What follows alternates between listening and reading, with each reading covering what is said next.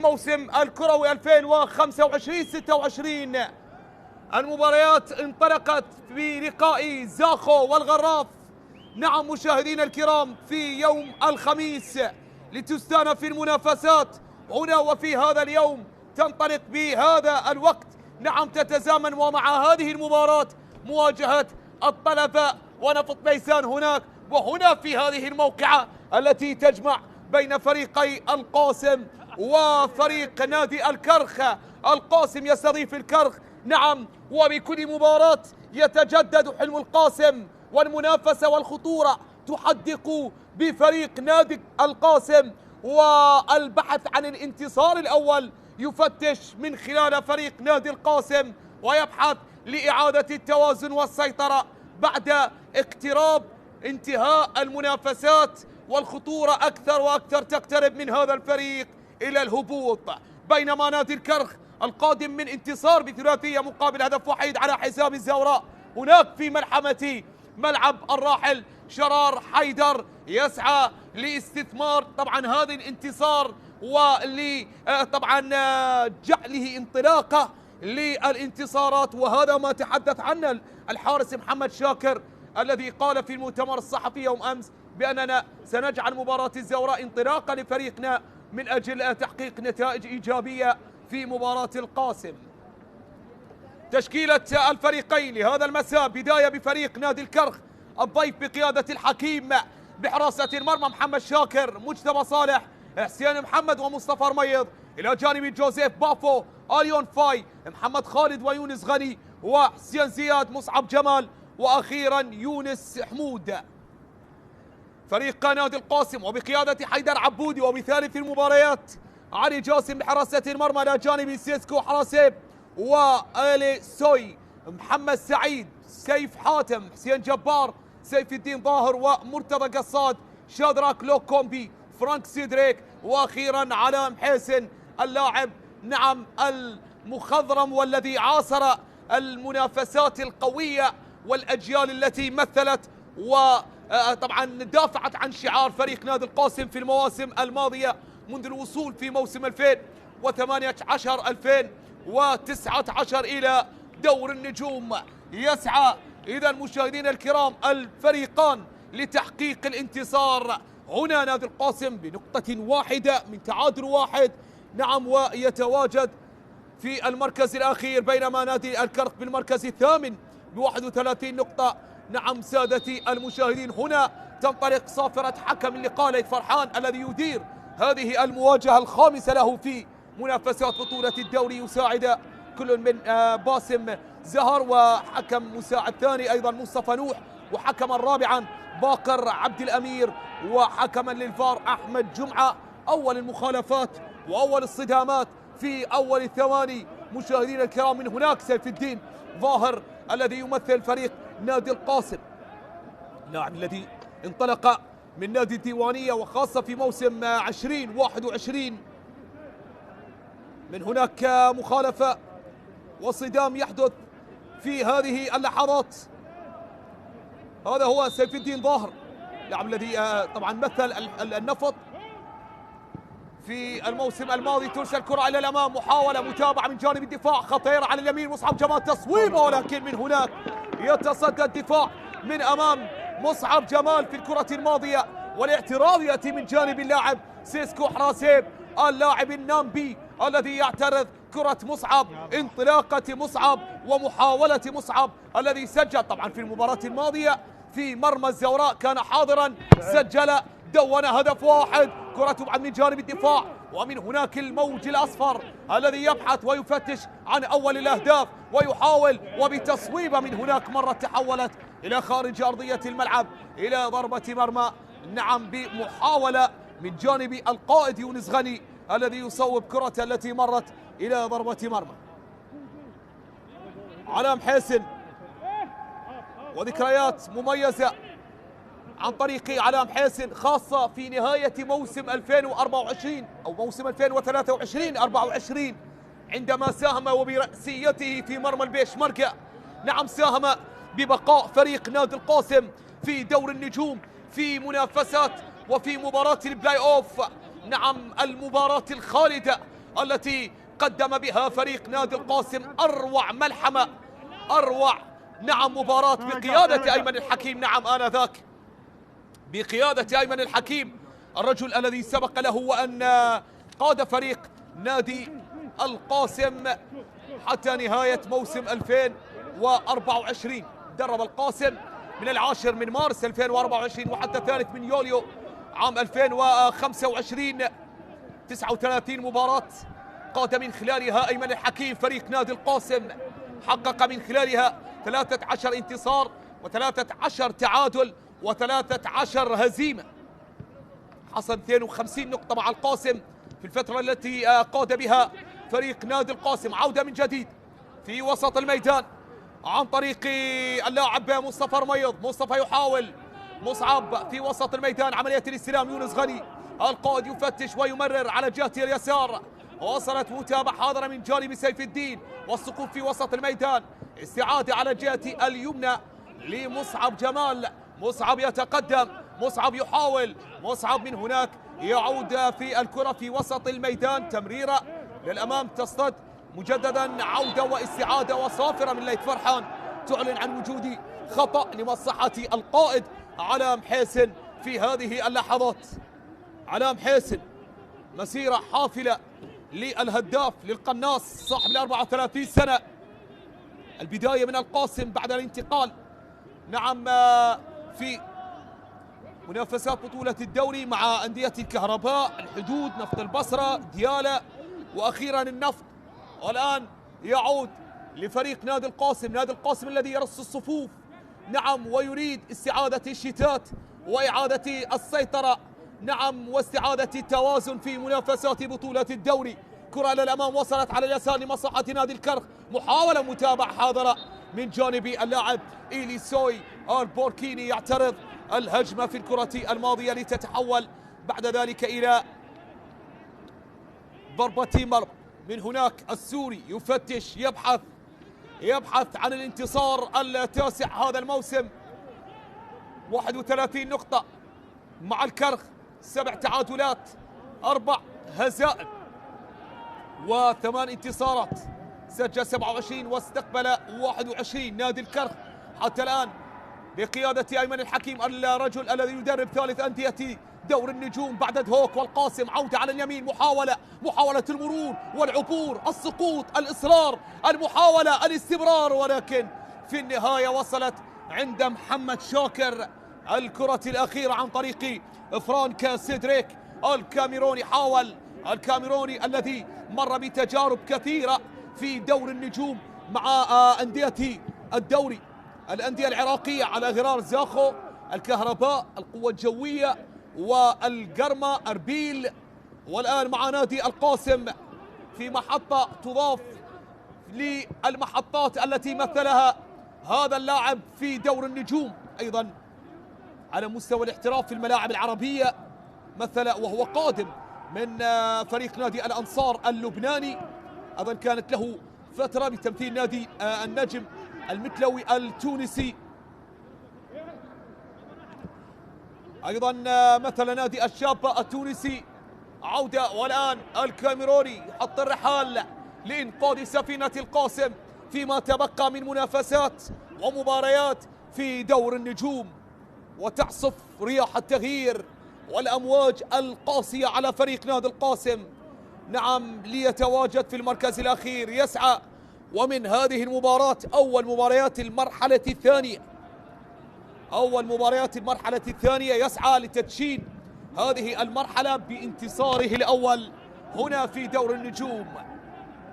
تدخل من جانب إليسوي إلى رمية جانبية، يونس غني في وسط الميدان، يونس، عودة من جانب يونس، يفتش عن زملاء، يعود من جديد في وسط الميدان عن طريق اللاعب حسين محسن.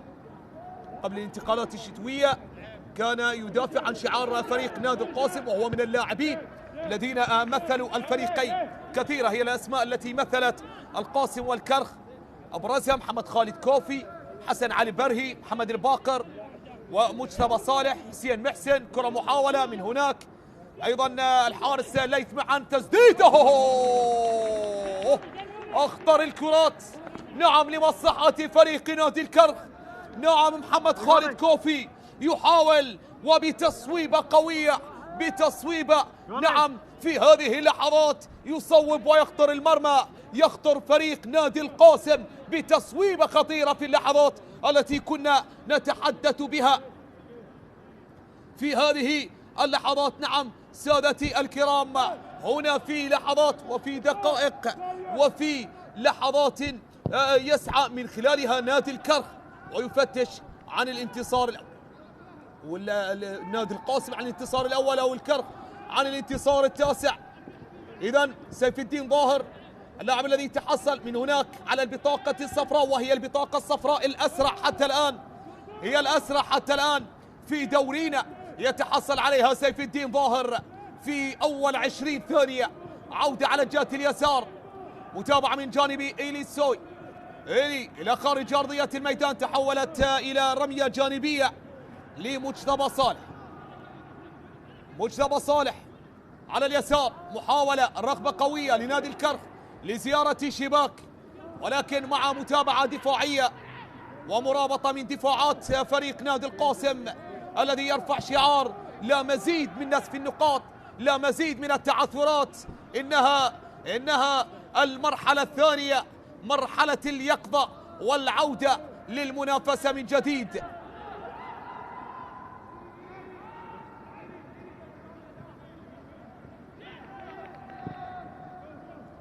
عودة للأمام، تابع حاضرة من جانب الدفاع عن طريق مصطفى رميض.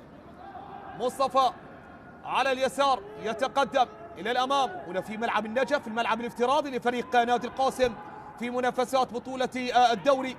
عودة من جديد في وسط الملعب، نقلة على الجهة اليمين، تقدم إلى الأمام، تقدم، محاولة، مصعب يمر، يتوغل، يحاول، يسقط، يتعثر، واستعادة، ومن هناك لي فرحان يخاطب، يطلب منا النهوض، يطلب منه النهوض. عودة من جديد في وسط الملعب على جهة اليسار، محمد سعيد، إخراج الكرة، اطمئنان على صحة اللاعب مصطفى رميض ومصعب جمال في هذه اللحظات. مصعب يسقط في هذه اللحظات، صاحب المهارة الفردية الرائعة، لاعب سريع جدا، سرعة ومهارة، قادم من نادي الطلبة، سجل هدفين حتى الآن في هذا الموسم وصنع هدف. من هناك الحديث مع ليث فرحان، خامس المباريات للحكم ليث فرحان. بالمناسبة هو أدار المباراة الأولى التي جمعت الفريقين هذا الموسم، نعم في المرحلة الأولى في ملعب شرار حيدر في الجولة الثانية في يوم السبت 20 سبتمبر، في المباراة التي حقق بها فريق نادي الكرخ الانتصار بهدفين مقابل هدف وحيد. سجل للكرخ محمد خالد كوفي ويونس غني، وسجل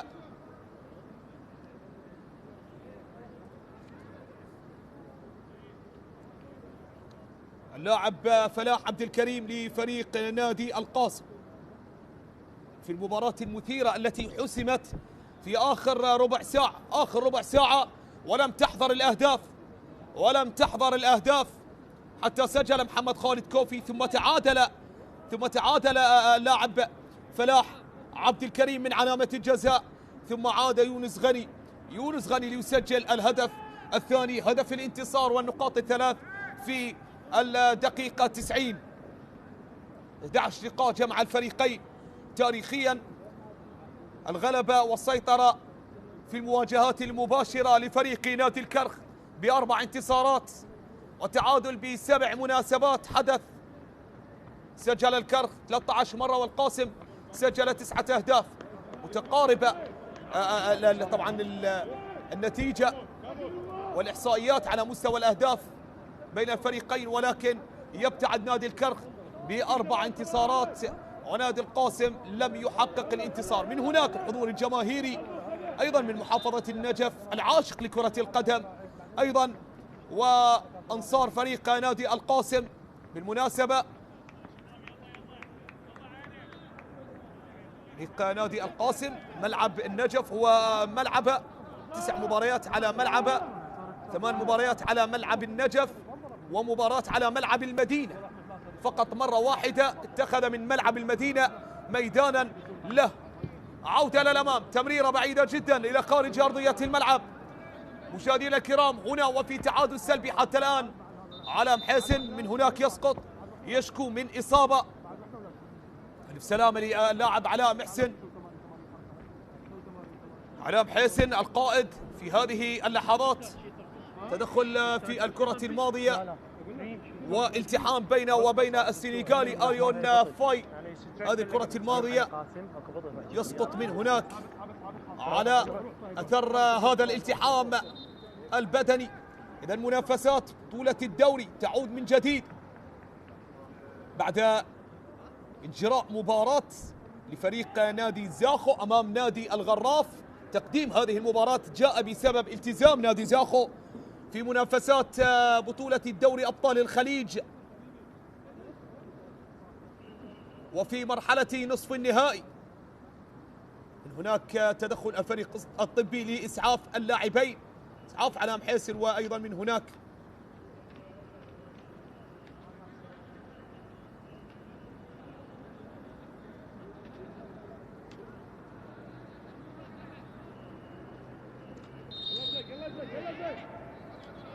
هذه الكرة الماضية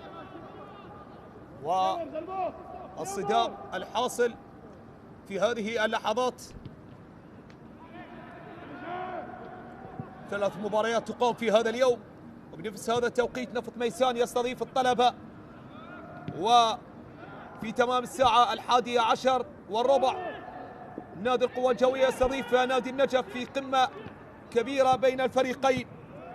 وغدا تستأنف المنافسات بإجراء 3 مباريات، وبعد غد أيضا 3 مباريات. عودة على اليسار، محاولة عن طريق محمد سعيد. محمد يحاول، محمد سعيد لنادي القاسم، تمريرة، عملية الاستلام والمحاولة والتمرير من جديد. محمد سعيد العرضية، المحاولة، ومن هناك محمد شاكر عملية التقاط للكرة الماضية وإلى الأمام يرسلها. متابع حاضرة من جانب الدفاعات نعم لفريق نادي القاسم. تؤمن عند علي جاسم، علي جاسم لإيليسوي. سيف الدين ظاهر تحصل على بطاقة صفراء في أول 20 دقيقة، وهي أسرع بطاقة صفراء، أسرع بطاقة صفراء في دورينا حتى الآن. عودة من جديد، تمرير سيان جبار، سيف الدين من جديد إلى إيليسوي. إيلي تمرير على اليسار، من هناك استعادة وقاطع لمحمد خالد، عملية الاستلام، يحاول يتقدم يونس حمود، ولكن استعادة وقطع للكرة. 10 أهداف ليونس حمود حتى الآن، وكان من المسجلين في المباراة الماضية. عودة من جديد من حسين محسن إلى مصطفى رميض. مصطفى إلى الأمام يلعبها، متابعة حاضرة عند حارس المرمى، تؤمن عند الحارس علي جاسم. تعود من جديد عن طريق سيسكو، وصلها في وسط الميدان لمصلحة نادي القاسم. للقاسم تقدم، محاولة عن طريق حسين جبار، والتمرير أيضا بينه وبين اللاعب شادراك لوكومبي كونغولي. من هناك أيضا من الأسماء والإضافات الجديدة في صفوف نادي القاسم. الثورة التي أحدثها نادي القاسم في صفوف لاعبي. عودة إلى الأمام على مستوى انتداب أسماء جديدة لتمثيل الفريق. محاولة تصويبة إلى خارج أرضية الملعب عن طريق فرانك سيدريك، طبعا المتواجد نعم على قائمة أخطر اللاعبين. من هناك أول التغييرات مشاهدينا الكرام، مغادرة مصعب جمال. يغادر مصعب، يترك مكان مصعب نعم بعد مغادرة بسبب الإصابة.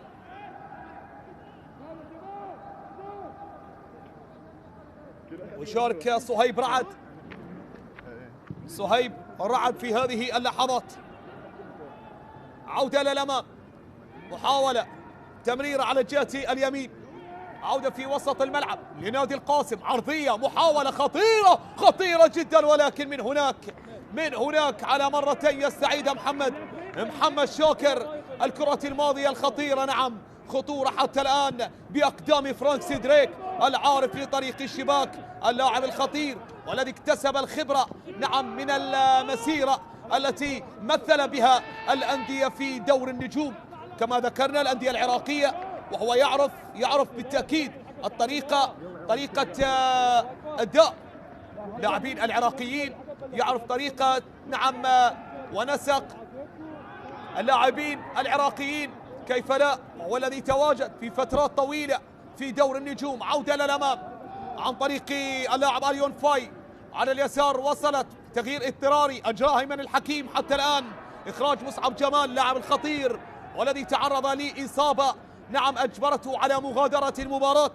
والزج بصهيب رعد. عودة على الجهة اليمنى، محاولة متابعة حاضرة من جانب الدفاع، عودة من جديد لنادي القاسم، الشجاعة المستمرة حتى الآن والتفتيش نعم من اللاعبين الفريقين لتسجيل الهدف الأول.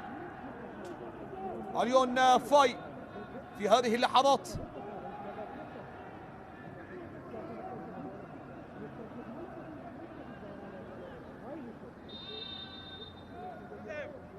مرتضى قصاد، مرتضى للأمام يرسلها عالية، محاولة خطيرة بالراس، لا زالت عادت من جديد استلام عن طريق اللاعب حسين جبار، ولكن صدام حاضر، ألف سلامة للاعبين في هذه اللحظات، لاعب من كل فريق في صدام، هذا هو فرانك حتى الآن، والإصرار لهذا اللاعب لتسجيل الهدف الأول، والخطورة حتى الآن بأقدام هذا اللاعب، هذه الكرة الماضية، والصدام بينه وبين اللاعب يونس أو لاعب يونس حمود، نعم يونس حمود، صدام بين رأسي الحربة، بين قائد الطلعة الهجومية للكرخ وقائد الطلعة الهجومية لفريق نادي القاسم فرانك سيدريك، وهذا هو مصعب جمال. نعم إصابة مصعب لم تكن بالحسبان بالتأكيد، صدمة يتعرض لها الجهاز الفني لفريق نادي الكرخ، فقدان خدمات أحد أبرز اللاعبين على مستوى الطلعة الهجومية لفريق نادي الكرخ. استئناف اللعب، هذه الكرة الماضية والصدام والإصابة التي تعرض لها يونس حمود وفرانك سيدريك، أو هذه الكرة الخطيرة أولا أيضا كانت بمحاولة اللاعب مرتضى قصاد، هو الذي أرسل الكرة الماضية والقبل ماضية. هذه أخطر كرات نادي القاسم الذي حاول من خلالها اللاعب علام حسن من هناك يشكو من إصابة، يسقط، يتعرض للإصابة. عودة من جديد لمحمد سعيد في مخالفة في وسط الميدان،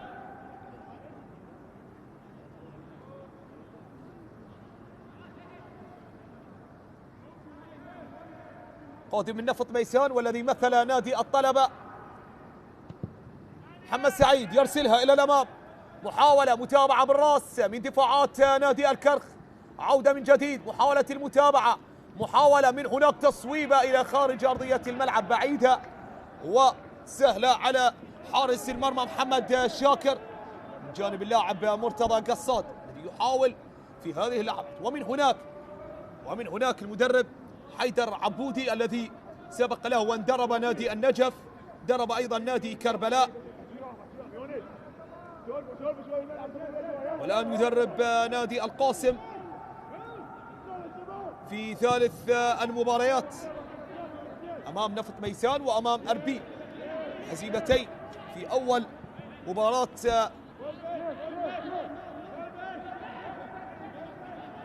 للمدرب حيدر عبودي بقيادة نادي القاسم. من هناك عودة من جديد بالراس، تبعد من جانب الدفاع، تحولت إلى خارج أرضية الملعب من جانب اللاعب سيسكو، أبعدها سيسكو وعادت إلى رمية جانبية. مصطفى رميض جانبية تلعب إلى الأمام، متابعة بالراس بالكعب، محاولة الهجوم والتخلص من هذا الضغط، الكرة إلى الخارج تحولت إلى رمية جانبية. رمية جانبية، محمد خالد سجل في المباراة الماضية. عودة من جديد في وسط الملعب، تقدم اليون فاي، انطلاقة سريعة، محاولة عن طريق محمد خالد ينتظر محمد، مررها على جهة اليسار، انطلاقة سريعة ليونس، يونس والعرضية، ولكن الكرة مرت تحولت إلى خارج أرضية الملعب، كانت بعيدة كرة. ومحاولة اللاعب مجتبى صالح أيضا كانت له تجربة مع نادي القاسم، مثل القاسم في فترة ماضية اللاعب مجتبى صالح. انتقل إلى نادي الكرخ ذو موسم 23-24. عودة من جديد في وسط الملعب، تمريرة اليون فاي في وسط الميدان، نقلة على جهة اليسار، انطلاقة سريعة، محاولة وتمرير، ولكن متابعة حاضرة من جانب الدفاع. عودة من جديد لنادي القاسم في وسط الملعب، تقدم إلى الأمام، النقلات المستمرة، علام حسين تمريرة، ولكن كرة بعيدة على التغطية الهجومية لفريق نادي القاسم. متابعة من حارس المرمى محمد شاكر، عودة في وسط الميدان، الارتقاء والصراع في وسط الميدان عن طريق اللاعب يونس غني. يونس غني والنقلة على جهة اليسار،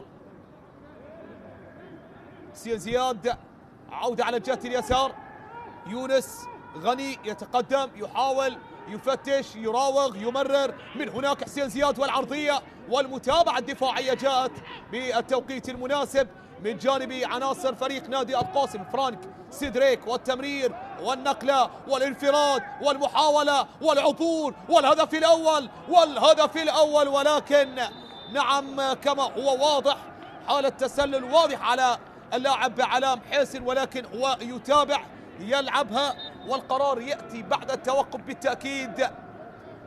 تمضي هذه كرة واضح جدا التسلل على علام حسين، ولكن نحن نعلق على الحالة إن كان هناك رأي آخر لطاقم التحكيم، وفي النهاية حالة تسلل يصدق عليها الحكم المساعد في الكرة الماضية باسم زهر. انتظار أيضا الفار للتأكد من الحالة الماضية. الفار له رأي، الفار يعاين وينظر ويتابع الكرة الماضية، كرة علام حسين في اللقطة الماضية.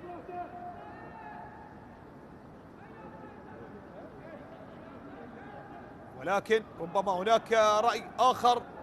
هذه الكرة الماضية والانطلاق من علام حسين والمراوغة والمرور، خبرة كبيرة يمتلكها اللاعب علام حسين، جاءت من تجارب كثيرة في دور النجوم، القناص والعارف إلى طريق الشباك، العارف لطريق الشباك، يعرف كيف يتصرف، انطلق وراوغ، ولكن الفار حتى الآن لم يصدق على حالة التسلل، وينتظر حتى الآن ويتابع ويقرأ الكرة حتى الآن. أيمن الحكيم ينظر ويتابع في هذه اللحظات، بينما علام حسين ولحظات الترقب والتفتيش عن خبر قادم في هذه اللحظات، خبر قادم في هذه الدقائق.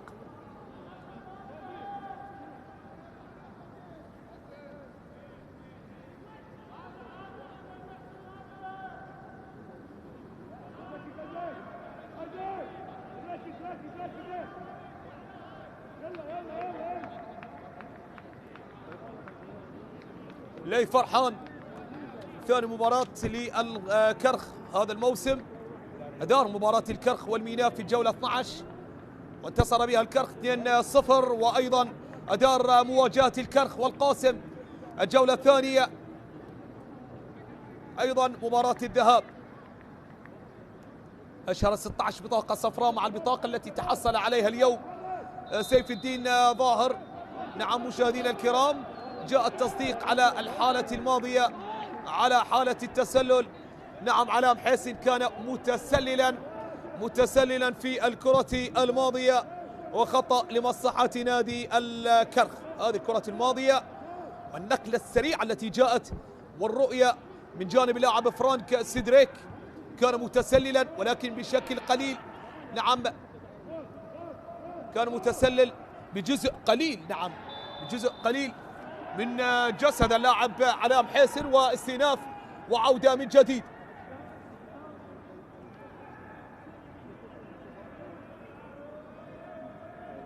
شادراك لوكومبي في هذه اللحظات والصدام، اللاعب القادم من نادي النهضة العماني.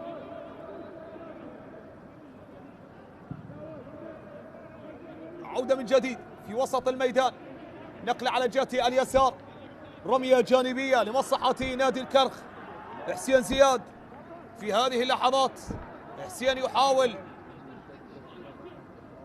حسين زياد من هناك محاولة متابعة حاضرة والصافرة تأتي تعلن عن وجود مخالفة، خطأ على اللاعب إيليسو في الكرة الماضية، مخالفة على جهة اليسار، خطأ للكرخ في مكان خطير، وهذه الكرة الماضية ولمسة اليد من عرضية جاءت عن طريق اللاعب مجتبى صالح، وخطأ في هذه اللحظات. حسين زياد والحديث مع ليث فرحان الذي ينبه على عدم وتنفيذ الخطأ حين إطلاق الصافرة. من هناك التوجيه من حارس المرمى علي جاسم لرفاقة، للحائط البشري وللمتواجدين للمراقبين لضربات الراسية إن جاءت، عودة ومحاولة تقدم من هناك، المرور، التحضير، محاولة مصطفى رميض على اليسار، والتصويبة من هناك الضعيفة والسهلة عند حارس المرمى علي جاسم. كرة اللاعب محمد خالد، محمد خالد سنوات رائعة قضاها مع نادي القاسم، نادي القاسم بأنهى الموسم الماضي بالمركز العاشر، وهو أفضل مواسمه حتى الآن. على اليسار تمريرة في وسط الملعب، تقدم للكرخ، محاولة في وسط الميدان عن طريق سيف الدين ظاهر، تمريرة، انطلاقة إلى الأمام، محاولة من جانب علاء يحاول، علاء يبحث، علاء يعاود من جديد، يفتش، يمرر، يعود بها، محاولة من جانب سيف الدين، حافظ عليها مجددا يحاول، يستمر، يرسلها عالية، ولكن متابعة حاضرة من جانب الدفاع عن طريق جوزيف بافو، أبعدها السويدي في الكرة الماضية. عودة من جديد في وسط الميدان، محاولة وصراع مستمر، تقدم إلى الأمام عن طريق صهيب رعد، ولكن صافرة ومخالفة لمصلحة نادي القاسم، خطأ لفائدة اللاعب حسين جبار. حسين جبار يتحصل على مخالفة، إصرار للحفاظ على الكرة في هذه اللحظات. في وسط الملعب عودة لنادي القاسم عن طريق إيريسو، تعود من جديد، متابعة من جانب اللاعب يونس حمود، والمحاولة من جانب يونس غني، يحاول من هناك، يمرر على اليسار، انطلاقة وتمرير عن طريق صهيب يحاول، صهيب على اليسار، صهيب، ولكن متابعة حاضرة جاءت من جانب الدفاع، متابعة من جانب الدفاع تأتي في هذه اللحظات. عودة على اليسار، ولكن متابعة من حارس المرمى.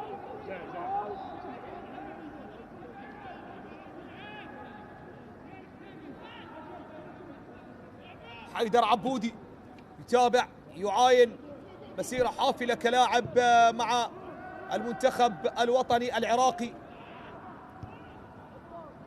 حافلة بالعطاء أيضا في منافسات بطولة الدوري مع أندية النجف، مع نادي بغداد، مع الطلبة، مع نفط الوسط، وهي المحطة طبعا نادي نفط الوسط المحطة الأخيرة لحيدر عبودي موسم 2015-2016. محاولة على اليسار، تقدم، عرضية، والتصدي من حارس المرمى، وعلى مرتين متابعة تأتي من علي جاسم في محاولة، في انطلاق، في محاولة على جهة اليسار، ولكن جاء التصدي. علي جاسم يمنع الكرة الخطيرة في مكان سليم يبدو لي، ومحاولة ودخول ومحاولة ومتابعة جاءت من حارس المرمى. عودة إلى الأمام، نقلة إلى الأمام، متابعة من جانب حسين محسن عن طريق إليون فاي في وسط الميدان ليونس غني.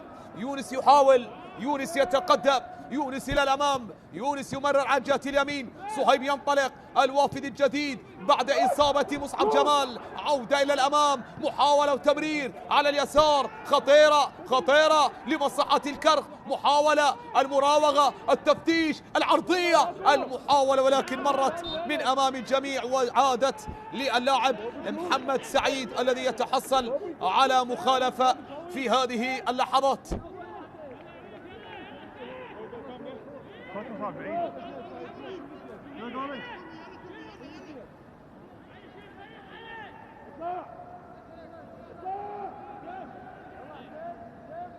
الحارس علي جاسم قادم من نوروز، مثل ديالا وأمانة بغداد أيضا، والانطلاقة كانت من القاسم. انطلاقة هذا الحارس كانت من القاسم، 29 سنة. عودة للأمام، محاولة خطيرة، متابعة من جانب سيدريك، متابعة من جانب الدفاع، خطير جدا حتى الآن، خطير جدا الكاميروني حتى الآن، يرسم الخطورة على دفاعات الكرخ، والبحث المتواصل من جانب اللاعب فرانك سيدريك. هذه الكرة الماضية والمتابعة من جانب الدفاع. عودة في وسط الملعب، بالراس وصلت يونس غني، يونس على اليسار وصلت لمصلحة نادي الكرخ.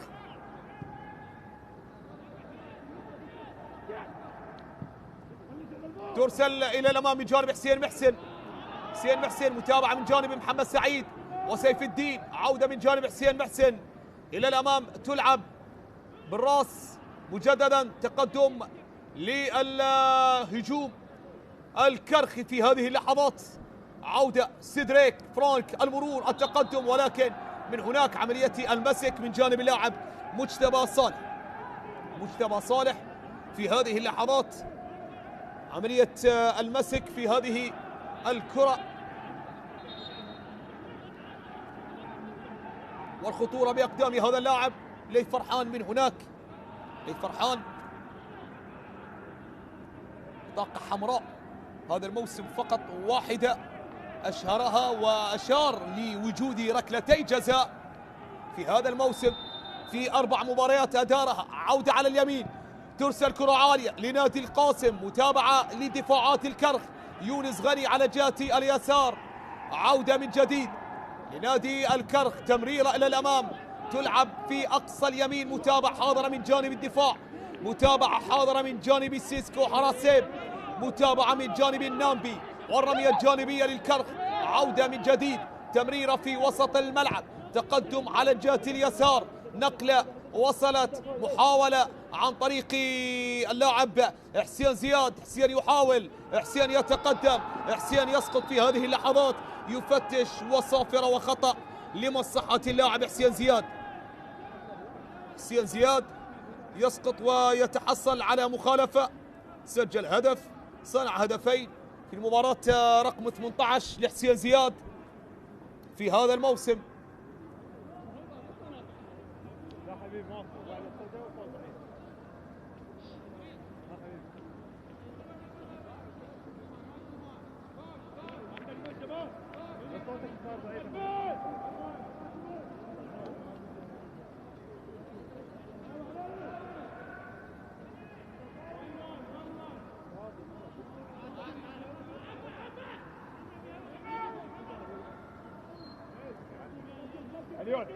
عودة من جديد، مجتبى صالح على تنفيذ المخالفة لمصلحة الكرخ، ترسل عالية، محاولة بالراس، متابعة حاضرة من جانب الدفاع محمد خالد، والصراع والمنافسة البدنية بينه وبين اللاعب فرانك سيدريك. ينتصر الكاميروني في هذا الصراع الفردي، وإلى ضربة مرمى تحولت لمصلحة علي جاسم.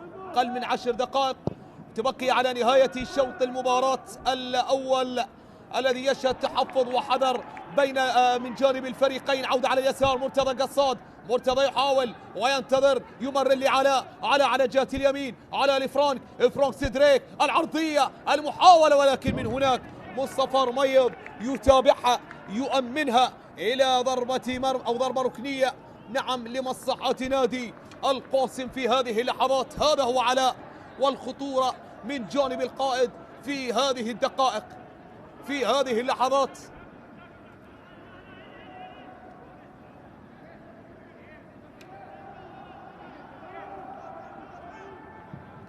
ترسل كرة عالية ركنية، تتابع من جانب يونس حمود، والى الامام عادت، كونتر اتاك سريع، انطلاقة سريعة من هناك، ولكن صافرة وخطأ، خطأ على اللاعب محمد سعيد، خطأ لنادي الكرخ في الكرة الماضية. هجمة سريعة وكونتر اتاك، هجمة مرتدة لصهيب رعد ويونس في هذه اللحظات. يونس حمود 10 أهداف من خلالها يونس حمود يتواجد في قائمة الهدافين ومن أخطر اللاعبين. نعم في المرتبة الخامسة يتواجد شيزو تيميروف بالمركز الأول هداف نادي أربيل، وخلف كينغسلي فيتلس كوكو من الغراف، يونيال أتيبا على الدين الدالي، ثم يونس حمود. عودة على جهة اليسار عن طريق محمد خالد ومجتبى وعرضية ومتابعة من جانب الدفاع، وعلى مرتين وعلى دفعتين ودفعات أخرى وتنطلق من خلالها الهجمات لنادي القاسم، ولكن الاعتراض الدفاعي من جانب فريق نادي الكرخ عن طريق اللاعب حسين محسن، وأيضا مجتبى الذي يحاول يقاتل في الكرة الماضية يسقط، ويعود سيف الدين ظاهر. سيف إلى الأمام، سيف والعودة من جديد، ترسل كرة في وسط الميدان، نقلة على الجهة اليمنى، طالت الكرة ولكن عملية الاستعادة والانطلاق والمحاولة والتمرير على الجهة اليمين، والمتابعة تأتي من جانب جوزيف بافو السويدي، يتدخل في الكرة الماضية وعملية الاعتراض إلى رمية جانبية لمصلحة نادي الكرخ في القاسم. اعتراض من دفاعات نادي الكرخ لهجمات القاسم، لمحاولات القاسم في هذه اللحظات، والتفتيش عن الهدف السادس للقاسم هذا الموسم. عودة إلى الأمام، تلعب على الجهة اليمين، تمريرة بعيدة من جانبية فرانك سيدريك إلى الخارج، تحولت إلى رمية جانبية.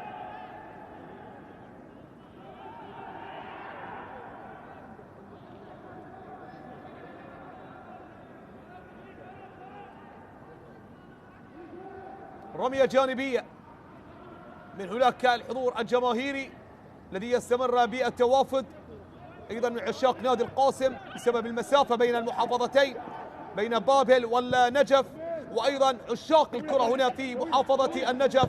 محاولة ترسل، محاولة خطيرة، ولكن حارس المرمى بالتشتيت علي جاسم، تشتيت حاضر في الكرة الماضية. عودة إلى الأمام لنادي الكرخ على اليسار، تقدم أمامية مجتبى صالح، عملية الاستلام حسين زياد، تمرير استلام ليونس ومجتبى من جديد، نقلات للكناري، يحاول من خلالها الأصفر للوصول للهدف الأول، يحاول من خلالها الوصول إلى أول أهداف المباراة، أول أهداف المواجهة، والهدف رقم 14 لنادي الكرخ في مرمى القاسم.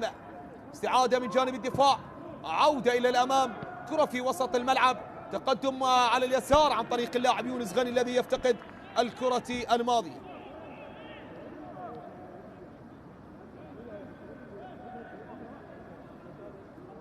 قاسم قادم من هزيمة 2-0 أمام نادي أربيل على هذا الملعب في يوم السبت الماضي.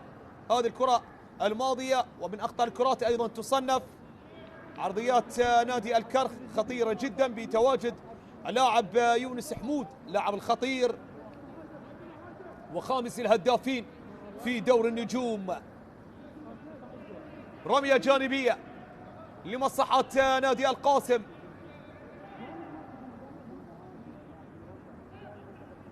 عودة إلى الأمام، تابع من جانب اللاعب حسين محسن، تقدم إلى الأمام، كرة في وسط الملعب عند دفاعات نادي القاسم، تقدم، تمرير في وسط الميدان، تمريرة ضعيفة، تجد المتابعة من دفاعات الكرخ، عودة من جديد لدفاعات القاسم في وسط الميدان عن طريق اللاعب إليسو، عاد بها من هناك اللاعب سيسكو حراسيب في وسط الملعب، تقدم إلى الأمام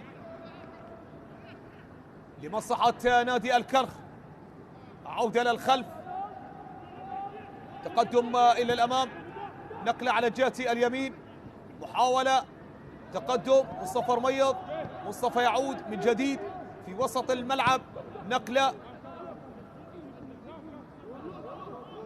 يونس غني، يونس يتقدم يونس يحاول، يونس يمرر على الجهة اليمين، المحاولة عن طريق مصطفى رميض، مصطفى يمرر، الدخول، الاقتحام، المحاولة، العودة من جانب محمد خالد ولمصطفى من جديد، مصطفى والعرضية والرأسية، الله الله الله الله، الهدف الأول لمصلحة نادي الكرخ، وبأقدام من؟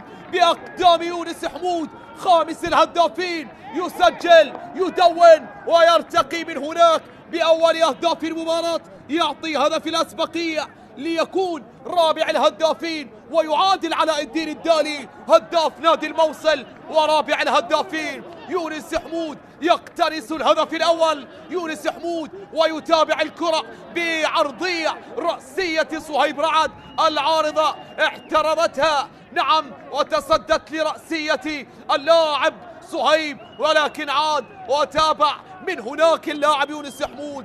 نعم، هنا يتواجد مركز الخطر، هنا هذا اللاعب الذي لا يمكن أن يترك وحيدا، يتابع الكرة الماضية، يقتنصها، نعم، في وظيفته المميزة، في وظيفته المعتادة، اقتناص الأهداف ووضع الفريق بهدف الأسبقية وتدوين الأهداف. 1-0 لمصلحة نادي الكرخ. عودة فرانك سيدريك، لاعب الذي حاول وأراد الوصول أولا إلى المرمى بفريق نادي القاسم، يحاول على اليسار محمد سعيد، محمد سعيد يحاول، محمد سعيد، والكرة إلى الخارج، تحولت إلى رمية جانبية. محمد سعيد،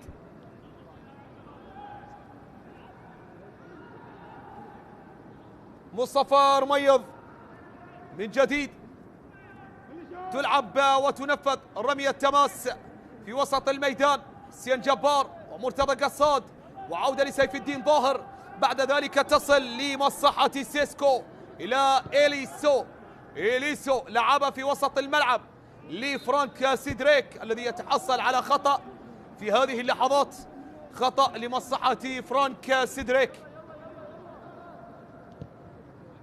تمرير في وسط الملعب، نقلة على الجهة اليمين، متابعة من جانب الدفاع، عودة من جديد للقاسم، عرضية، متابعة خطيرة، متابعة من دفاعات نادي الكرخ، من هناك ترد هذا الهجوم، وراية الحكم المساعد تشهر في هذه اللحظات.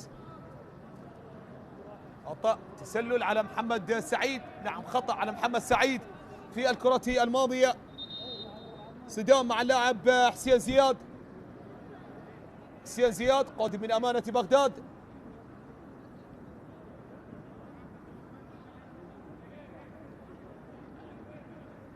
يعود إلى الحالة الأولى التي تعرض فيها اللاعب حسين زياد للإصابة.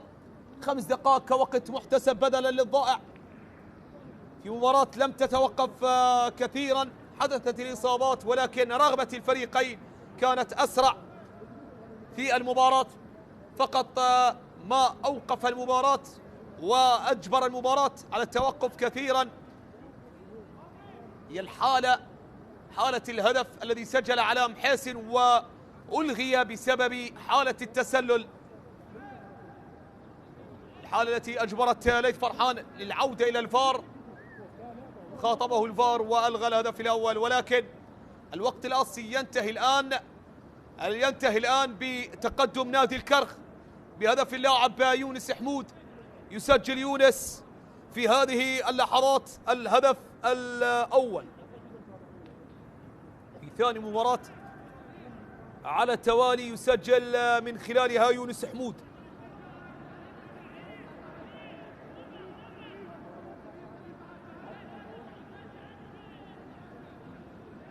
هو سبق له أن سجل في مباراتين على التوالي، نعم، سجل في مرمى النجف في الجولة 11، ثم عاد في الجولة 12 يسجل في مرمى الميناء، هدفين. عودة في وسط الملعب، تقدم إلى الأمام، مجتبى صالح يحاول، مجتبى يمررها في أقصى اليسار، تقدم، ولكن إليسو يتابع الكرة الماضية، عودة من جديد، إلى الأمام ترسل في وسط الملعب. عودة لنادي الكرخ. تشتيت يأتي من جانب إليسو للاعب محمد سعيد. الكرة تجاوزت خط التماس إلى رمية جانبية لمصلحة نادي الكرخ. يتنفس السعداء أيمن الحكيم بعد إدراك الهدف الأول. عودة من جديد في وسط الميدان. صدام يحضر في هذه اللحظات. لاعب مرتضى قصاد يشكو من إصابة، يتعرض للإصابة في هذه اللحظات بعد احتكاك بينه وبين اللاعب أوليون فاي. كرة الماضية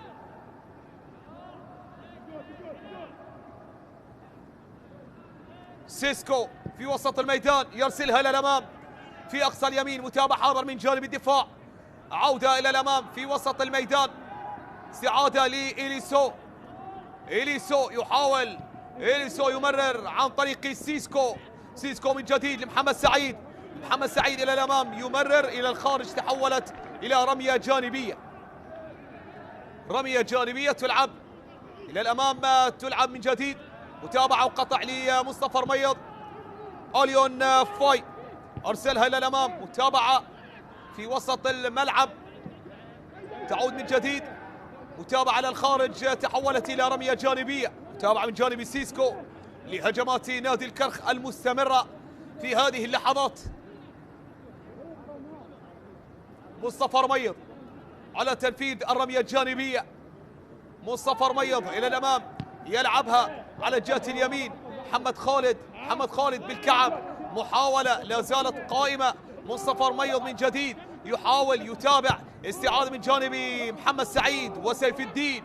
وكرة في وسط الميدان عن طريق علام حسن. علام حسن من هناك محاولة البحث عن الطريق عن السبيل المؤدي إلى مرمى محمد شاكر والكرخ. انطلاقة على اليسار. محاولة عرضية. متابعة من جانب اللاعب حسين محسن. والعودة من جديد. لا زالت حاضرة. لا زالت قائمة. المتابعة من هناك من دفاعات نادي الكرخ. عودة إلى الأمام. متابعة من دفاع القاسم. عودة على في وسط الميدان لحسين جبار وسيسكو والاستلام والمحاولة من مرتضى قصاد. وعلى اليسار المحاولة المستمرة عن طريق الشادراك والعرضية. ولكن لا زالت قائمة حاضرة. عرضية ولكن محمد شاكر تنتهي الكرة والهجمة للقاسم. نعم بأحضان الحارس محمد شاكر.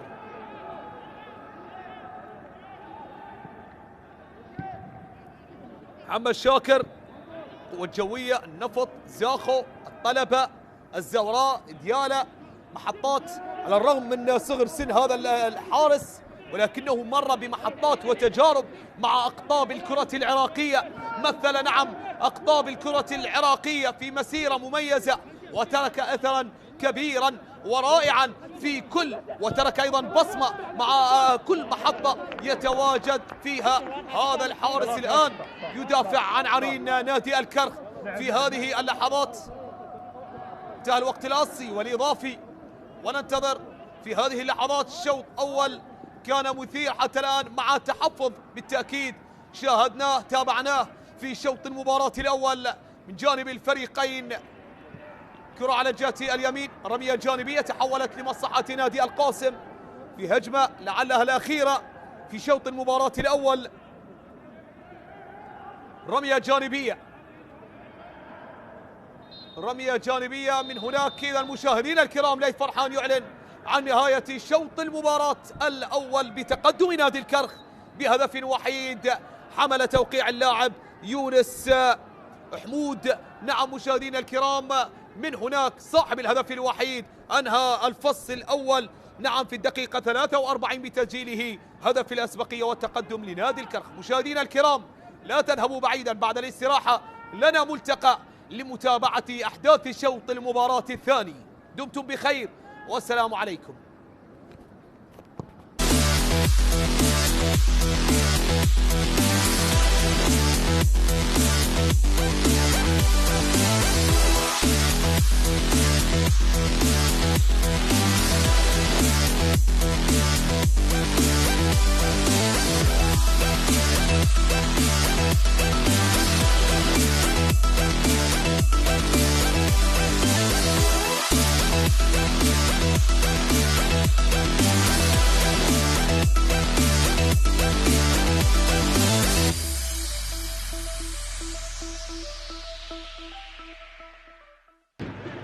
على أهمية اللقاء وطموحنا الحصول على النقاط الثلاث وخطيرة. الله، جول التونسي الحضري، حضر بالدقيقة 5 وسجل الهدف للغراب. أحمد الحضري حضر بقوة وسجل للغراف. أول لأحمد الحضري، يحضر بقوة ويسجل. لاحظ الإعادة، التحضير داخل منطقة الجزاء. التونسي أحمد الحضري يسجل حضوره بقوة في شباك البناء. حلوة المباراة، سجل الغراف، سجل أبناء سومر. على نهاية شوط اللقاء الأول، وبذلك الكرة العالية داخل منطقة الجزاء. الله، لكن الراية لولا الراية لشاهدنا هذا الهدف العالمي والجميل، لكن كان متسللا باللقطة الماضية. لكن ردة الفعل جميلة، ردة الفعل والتمركز الصحيح. شوفها بالإعادة هذه اللقطة، واللاعب نيتو أكارا العماني عصام الصبحي، تركيز عالي، عصام يتقدم، عصام محاولة، الله، هدف للقوة الجوية. ابحث في كتاب التاريخ، فتش عن الإنجازات، تساءل عن الأرقام، الإجابة دائما واحدة تحت عنوان القوة الجوية. متصدر سلم الترتيب، لا يرفع الراية البيضاء، لا يستسلم، وهدف التعادل من علامة الجزاء يسجلها عصام الصبحي بالدقيقة 58. الكرة بزاوية ورضا عبد العزيز بزاوية أخرى، وبذلك نعم هنا عصام الصبحي يصل إلى هدف الثالث مع القوة الجوية بعد أن سجل على الشرطة وعلى الكهرباء. الله الله الله الله، تصويبة لا زالت، جول الكويتي عيد الرشيدي. تكلم التاريخ، هنا العراقة، هنا نقيب آسيا، هنا صاحب النجمات الثلاث. وأن ابتعدنا عن منصات التتويج سنعود لنعانق الألقاب، فنحن القوة الجوية، نحن القوة الجوية. انقلبت الموازين، انقلبت الأمور. عيد الرشيدي وصل من القادسية إلى بغداد ليسجل هدف ثاني لصقور القوة الجوية. شوفها بالإعادة، نعم هنا المرور الجميل، الله، على العرضية لعبت، أو التصويبة اللي لعبت، وعلى الطاير على الطاير. شوف المرور الجميل، وهنا التصويبة، رضا تصدى، لكن هوب، هدف ثاني بالنسبة للقوة الجوية. انقلبت الأمور، تغيرت المعطيات، والقوة الجوية عين على الصدارة، هو متصدر ويريد أن يتمسك بذلك، وبذلك عيد الرشيدي بالمشاركة الرابعة يحضر الآن، وهي كانت لمصلحة الكرخ حتى الآن وصولا لهذه الدقيقة. بينما الكرة والمحاولة، جول، الله الله،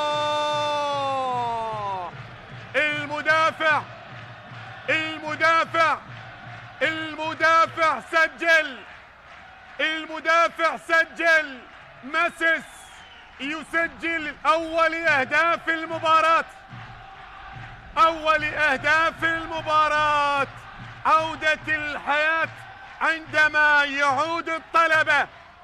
اي نعم، عودة الحياة عندما يعود الطلبة، هكذا يرددون، هكذا يشعرون، وبالتالي هذه اللي من خلالها سجل، هذه التي من خلالها يودع الكرة داخل الشباك ليتقدم الطلبة بأول أهداف المباراة. هدف مقابل لا شيء عن طريق المدافع ماسيس، ثاني أهدافه بهذا الموسم. هنا مرور ممتاز بكرار، يحاول بكرة بجهة اليمين. الطلبة الطلبة الطلبة الطلبة الطلبة، الله الله، جول جول جول جول ثاني. الأنيق الطلبة بأناقة المعهودة، بأيام الجميلة، بهدف جميل لمنتظر. سجل منتظر، خلاص خلص المباراة في الدقائق الأخيرة. يظهر منتظر ثالث أهدافه من خلال هذا الموسم. الله على التركيز، الله على الاستلام الجميل. استلم الكرة بهدوء، نظر الزاوية وحط الكرة، حط على يسار حارس المرمى بباطن القدم اليمنى، بباطن القدم اليمنى، ليتقدم الطلبة بهدف ثاني وثالث أهدافه بهذا الموسم. منتظر عادل نعمة يضيف ويسجل وربما ينهي المباراة. أربيل أيضا القلعة الصفراء، هل يكتفي بالنقطة في ملعب خالي من الجماهير؟ الله الله الله، ما أروعك أورينهو، ما أروعك ما أروعك ما أروعك. الله، هدف ولا أروع من البرازيلي أورينهو، يضعها في المرمى، في سقف المرمى، يسجل أورينهو هدف ولا أروع. الله الله الله الله، غابت المتعة طيلة المباراة وظهرت في اللحظات الأخيرة لهذا اللقاء، وتسديدة وصاروخ يطلق اللاعب البرازيلي أورينهو بكرة جميلة ولا أروع، يسجل من خلالها واحد من أجمل أهداف دورينا بكرة لا تصد ولا ترد. الله الله الله الله الله الله على أورينهو، الله على هدف جميل. ما أروعك يا أورينهو، ما أروعك في هذه اللقطة، ما هذا الهدف يا أورينهو. الله الله الله الله الله الله الله الله الله على هدف جميل، هدف رائع رائع رائع لأورينهو، يسجل من خلاله أول أهداف اللقاء لزاخو في مرمى أربيل، لزاخو في مرمى أربيل، هدف جميل. هذه لعاطر للكرة الماضية وتسديدة اللاعب جعفر التي أبعدت. نعم، الله يا فقار، فقار عبد يعيد الانتصار لأهل الدار، لأهل الدار. من البديل فقار، من البديل فقار يسجل أول أهداف المباراة رغم النقص العددي، وفقار عبد دويتش يسجل الهدف الأول في المباراة لنادي نفط ميسان. نعم، بكرة خادعت الجميع، بكرة مباغتة. ياتي أول أهداف المباراة، هدف التقدم لنادي نفط ميسان وعن طريق فقار. شاهد بهذه الطريقة خادع الجميع، وبهذه النقلة من علاء سعد براسية فاجأت الجميع، فاجأت لاعبو نادي القاسم بكرة. نعم، كان يظن الجميع بأن اللاعب متسلل، لكن يأتي من الخلف فقار وأسكنها الشباك. هل سنقول هو هدف الانتصار يا فقار؟ بهدف أول لأصحاب الدار، بهدف أول لأصحاب الدار عن طريق الشاب فقار عبد. هنا تصل بينما تشاهد نادي القاسم يسعى بهذه الدقائق المتبقية أن يعيد الأمل وأن يتعادل وأن يتعادل وأن يتقاسم. الله،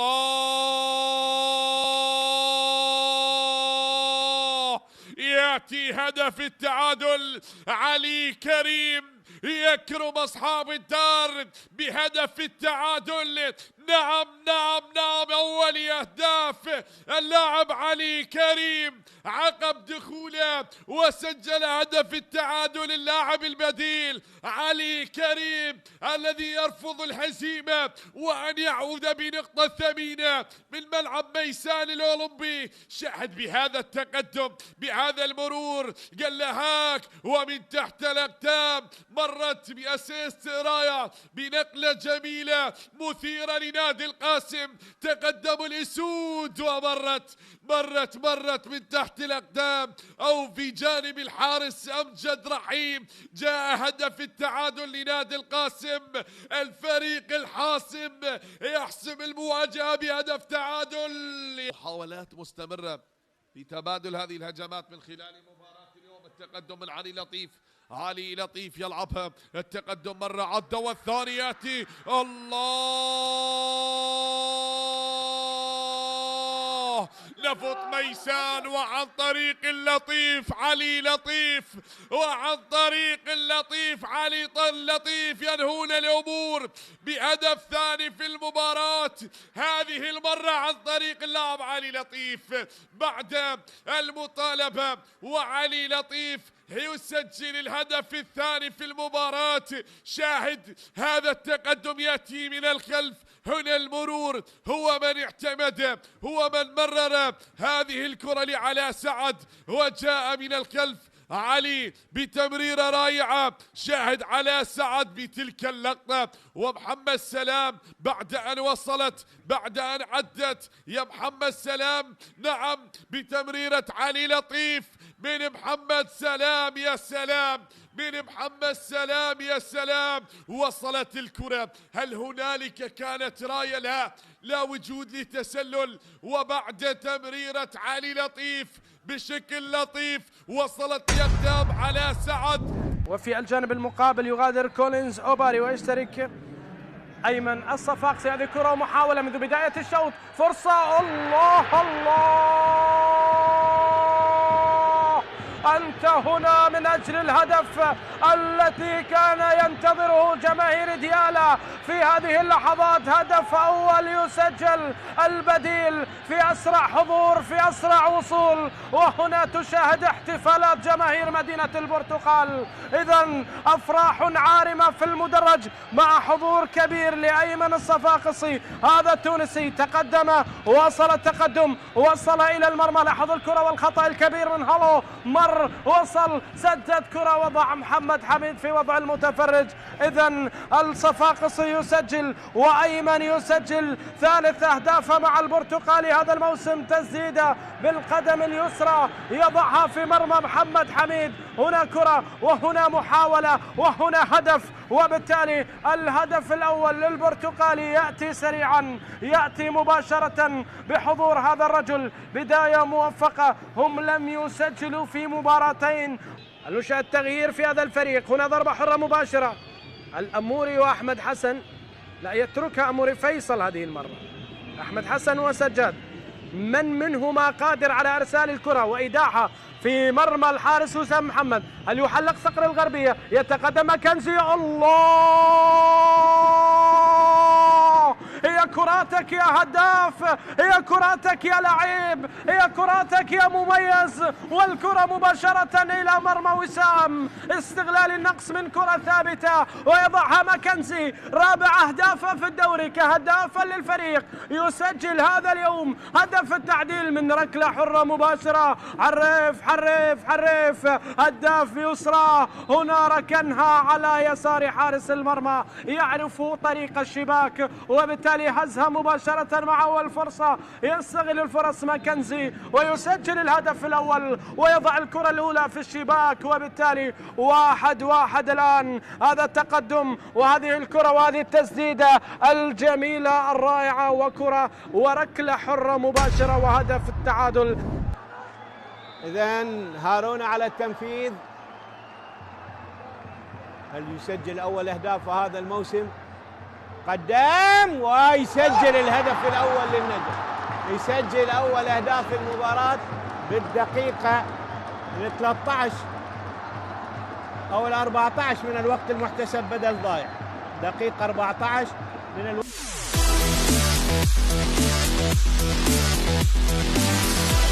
في شوط المباراة الثاني من لقاء القاسم والكرخ، هنا في منافسات مستمرة لحساب المرحلة الثانية والجولة 20، وهي الأولى في المرحلة الثانية. سادتي الكرام، الشوط المباراة الأول انتهى بتقدم فريق نادي الكرخ بهدف اللاعب يونس حمود في الدقيقة 43. شوط أول شاهدنا بالتحفظ والحذر من جانب الفريقين، مع رغبة أيضا شاهدناها لدى الفريقين من أجل تسجيل الهدف الأول. ووصل الكرخ أولا وبأقدام يونس حمود الذي يسجل الهدف رقم 11. خطيرة جدا. نعم، هذا هو الذي كنا نتحدث عنه آنفا كنا نتحدث عن الهدف رقم 11 الذي ارتقى من خلاله نعم في قائمة الهدافين في المركز الرابع، معادلا الهداف السوري علاء الدين الدالي. أراد أن يذكرنا، أراد أن يعود بنا إلى شوط المباراة الأول وتسجيل للهدف الأول يونس حمود، وبطلعة هجومية وبمحاولة أولى في فصل ثاني في فصل حسم الكرخ الذي يحاول تسجيل الهدف الثاني والابتعاد أكثر وتأمين النقاط الثلاث. عودة إلى الأمام، نقلة على الجهة اليسار، محمد خالد كوف، محمد يحاول، محمد يمرر عملية الاستلام والتقدم على اليسار من جانب حسين زياد، العرضية الرأسية، المحاولة ولكن مرت إلى ضربة مرمى لمصلحة الحارس علي جاسم. عودة للقاسم، مرتضى قصاد، عودة من جانب مرتضى يحاول من هناك، فقدان من جانب محمد سعيد والتمرير والمحاولة ولكن استعادة من جانب إيليسو. خطيرة الكرة، خطيرة. نعم، سرعة الاستعادة وسرعة الفقدان، هذا ما شاهدناه في هذه المباراة. ما شاهدناه في هذه المباراة هي لحظة استعادة الكرة، قطع الكرة ولحظة نعم فقدانها، سرعان ما يفتقدها، وهذا بسبب الضغط الكبير في هذه المباراة والتفتيش عن تحقيق الانتصار الثمين للفريقين. حسين زياد والصدام في هذه اللحظات.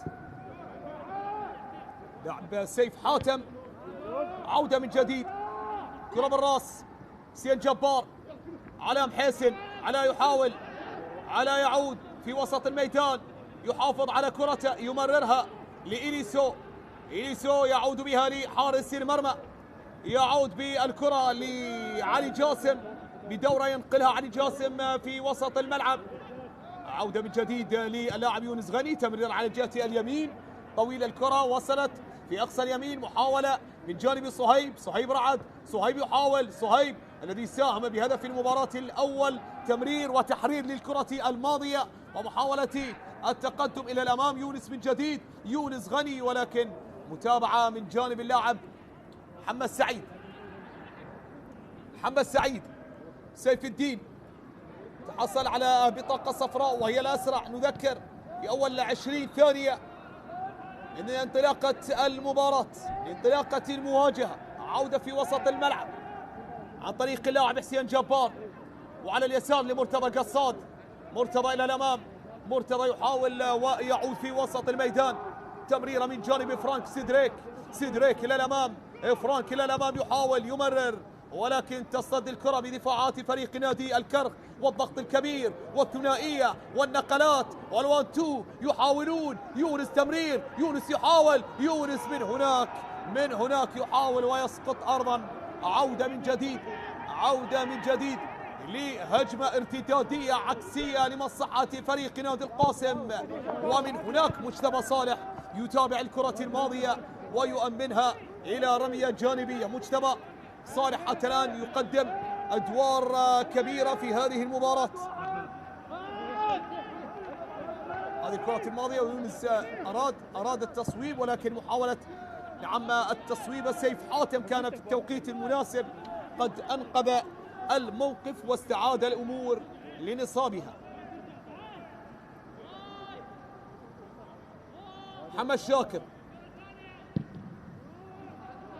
تشتيت في وسط الميدان، في وسط الملعب، عادت من جديد، ولكن دفاعات القاسم مجددا تستعيد الكرة. مرتضى قصاد يحاول يتقدم. أول مواجهة جمعت الفريقين كان في موسم 2021، الجولة الثانية أيضا في ملعب طبعا الراحل شرار حيدر. انتصر الكرخ بهدفين مقابل هدف وحيد عودة على الجهة اليسار، محاولة عرضية خطيرة خطيرة. الله الله الله، الإنقاذ وبالتوقيت المناسب. دفاعات القاسم تنقذ الموقف، تنقذ المرمى وبتوقيت مناسب.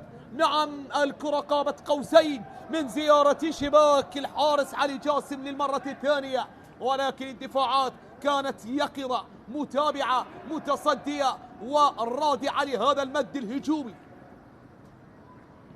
عودة من جديد في وسط الملعب، تقدم إلى الأمام في وسط الميدان عن طريق لاعب حسين جبار لمحمد سعيد.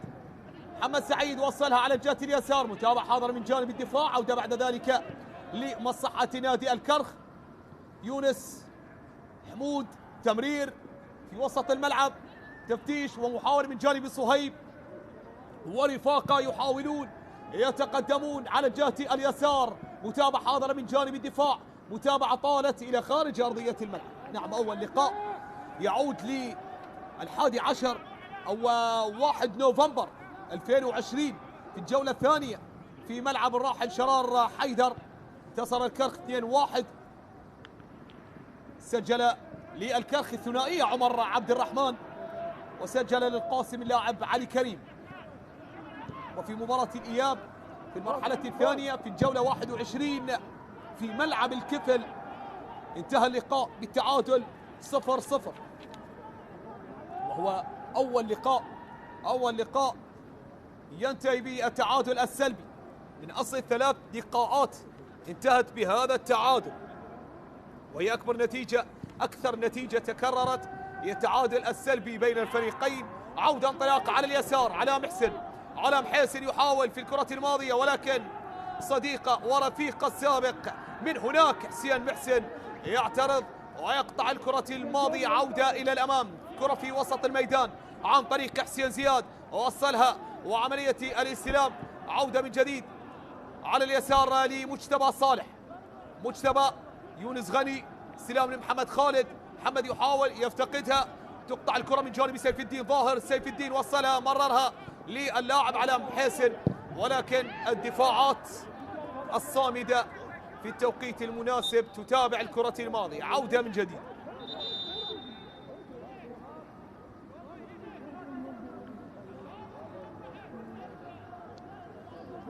في مقارنة سريعة لموقف الفريقين في الموسم الماضي بعد نهاية المرحلة الأولى. الموسم الماضي أنهى نادي القاسم المرحلة الأولى وهو متواجد في المركز السابع، فارق كبير جدا عن الموسم الماضي والموسم الحالي لفريق نادي القاسم، وهو أفضل المواسم، حيث حصد وأنهى الموسم بالمركز العاشر بقيادة المدرب أيمن الحكيم. نعم، أنهى المرحلة الأولى الموسم الماضي نادي القاسم بالمركز السابع ب28 نقطة، في حين نادي الكرخ أنهى المرحلة الأولى بالمركز الخامس عشر. فارق كبير جدا عن الموسم الماضي. نادي الكرخ الذي أنهى المرحلة الأولى بالمركز الثامن، وأنهى الكرخ الموسم الماضي طبعا المرحلة الأولى في الموسم الماضي ب 22 نقطة من 6 انتصارات و4 تعادلات و9 هزائم، في حين نادي القاسم بالمركز السابع ب 28 نقطة 7 انتصارات 7 تعادلات و5 هزائم. في وقتها أيضا انطلقت الجولة 20 في شهر فبراير، أيضا إصابة من هناك السلامة لمرتضى قصاد. نعم، أيضا في شهر فبراير انطلقت الجولة 20 وأول مباريات المرحلة الثانية للفريقين، حيث التقى نادي القاسم بنادي دهوك في الجولة 20 وفاز القاسم 2-1 في استاد الفيحاء. في طبعا الرابع عشر من فبراير سجل الحارث حاتم وحيدر عبد الرحيم، بينما نادي الكرخ في الثالث عشر من فبراير التقى بنفط البصرة في ملعب الراحل شرار حيدر وفاز الكرخ بهدف حسن خالد في الدقيقة 90. إذن يستذكر نادي الكرخ الموسم الماضي وأول مباريات المرحلة الثانية، وأيضا نادي القاسم يريد أن يستحضر الذكريات عندما حقق الانتصار على فريق دهوك في ملعب الفيحاء. عودة للأمام، استعادة وقطع للكرة في وسط الميدان، عودة من جديد لحسين جبار. حسين جبار على اليسار، متابعة حاضرة من جانب الدفاع عن طريق اللاعب اليون فاي. اليون وصلها، انطلاقة سريعة خطيرة عن طريق اللاعب يونس حمود.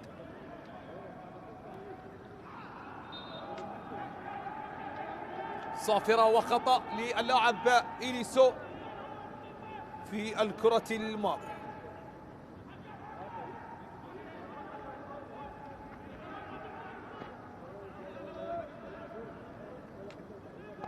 إليسو 26 سنة البوركيني، القادم من نادي سول دابوبو من ساحل العاج. كرة في وسط الملعب، عودة لصالح نادي القاسم. حسين جبار، حسين إلى الأمام، حسين يمرر، محاولة تقدم، صهيب يستعيدها يقطعها باتجاه اللاعب محمد خالد. محمد خالد إلى الأمام، تمريرة باتجاه اللاعب صهيب ولكن بعيدة كانت تمريرة اللاعب محمد خالد لتتحول إلى خارج أرضية الملعب إلى رمية جانبية. رمية جانبية. مباراة واحدة لفريق نادي القاسم في هذا الموسم على ملعب الافتراضي، كانت في ملعب المدينة أمام نادي الطلبة، وباقي المباريات 8 خاضها على هذا الملعب، ملعب النجف، الملعب الافتراضي لنادي القاسم. عودة للأمام من جديد، تقدم، قطع للكرة من جديد، تعود الكرة لمصلحة عناصر فريق نادي الكرخ في وسط الملعب. مجتبى صالح، مجتبى يحاول يمرر باتجاه اللاعب، من هناك يونس غني لحسين زياد. حسين يحاول، حسين يفتش، يمرر، عرضية، متابعة تأتي من جانب الدفاع لنادي القاسم ولكن بدون حد من الخطورة. عرضية حتى الآن، خطورة لنادي الكرخ مستمرة بأقدام صهيب. صهيب يحاول يمرر، محاولات مستمرة، تقدم إلى الأمام، تمريرة في وسط الملعب عن طريق اللاعب يونس غني لمجتبى صالح. مجتبى صالح على اليسار لحسين زياد، يفتقدها، يستعيدها، الصراع والصافرة والمخالفة يشير لوجودها الحكم ليث فرحان. خطأ للاعب حسين زياد. فريق نادي الكرخ هذا الموسم خارج الديار، لعب 8 مباريات، 3 انتصارات، 3 تعادلات وهزيمتين، سجل 10 أهداف واستقبل 10 على ميدانه. تغييرين في هذه اللحظات،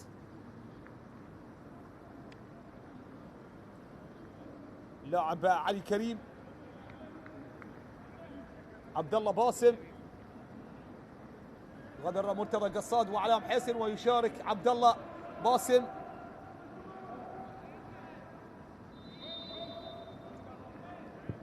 وعلي كريم من هنا خطيرة، متابعة للكرة الماضية. عودة من جديد، عودة من جديد في اللقطة الماضية. هذا هو سيف الدين ظاهر الذي يحاول في الكرة الماضية. كانت له تجارب سيف الدين بالمناسبة كثيرة في دوري النجوم، مع الحدود، مع النفط، مع الديوانية. عودة في وسط الملعب، تمريرة من جانب يونس غني باتجاه محمد خالد. محمد خالد إلى الأمام، وصلها لحسين زياد. حسين زياد أمامية، يبحث حسين، يعود في وسط الملعب لمجتبى صالح.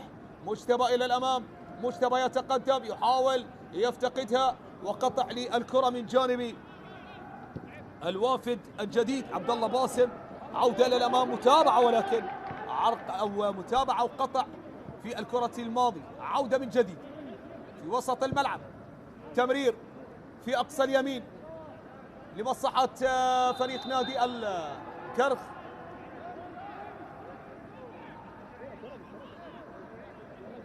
في ربع ساعة مرت حتى الآن لعمر اللقاء. صهيب رعد أول الوافدين لأول تغيير كان اضطراريا. هذه الكرة الماضية مطالبة بركلة جزاء ولكن استئناف للعب يشير حكم اللقاء لوجود أي شيء في وسط الميدان. عودة من جديد، تقدم وتمرير باتجاه محمد خالد. محمد خالد من هناك يمرر على اليسار، محاولة حسين زياد، تصويبة، ولكن تصويبة من هناك تصل سهلة عند حارس المرمى علي جاسم. عودة للأمام، محاولة قطع للكرة وصدام بين اللاعب عبد الله باسم وأيضا مجتبى صالح الذي يسقط أرضا يشكو يتألم. عودة للأمام، تمريرة على اليسار، حاول من جانب يونس حمود ولكن بعيدة الكرة الماضية، بعيدة على يونس، بعيدة على صاحب الهدف الوحيد في هذا اللقاء، لاعب يونس حمود قادم من نادي النجف.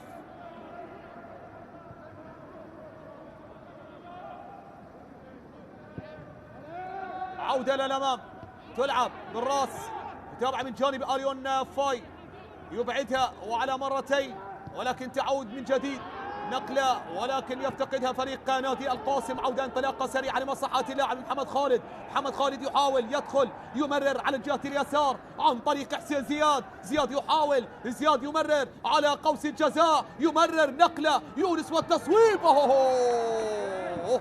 بعيدة من جانب محمد خالد في مكان سليم، في مكان رائع ومثالي، ولكن يهدر فرصة الهدف الثاني، فرصة نعم مضاعفة النتيجة وإضافة الهدف الثاني والابتعاد في نتيجة المباراة. هذه الكرة الماضية محاولة حسين زياد، الاعتراض كان والقطع من جانب اللاعب سيسكو، وفي النهاية مرت وابتعدت وعادت في وسط الملعب. عودة لنادي الكرخ، عودة للقاسم، عودة على اليسار، محاولات مستمرة، تقدم لفريق نادي القاسم، محاولة وعرضية تصل من هناك بالراس، خطيرة خطيرة خطيرة مصلحة القاسم، ولكن حسين محسن والكرة إلى خارج أرضية الملعب إلى ضربة مرمى. هذا هو الوافد الجديد من العناصر الشابة في صفوف نادي القاسم. لاعب عبد الله باسم يلعب مباراته السابعة مع فريق نادي القاسم، مطالبة بركلة جزاء فيما يخص الكرة الماضية. حماس وشغف ونشاط لدى هذا اللاعب عبد الله باسم المتعطش لتقديم أفضل المستويات وأفضل العروض في فرصة يتحصل عليها لتمثيل نادي القاسم وفي دور النجوم. ألف سلامة، ضرب في الكرة الماضية، سلامة للاعب مجتبى صالح يتعرض لإصابة في هذه اللحظات.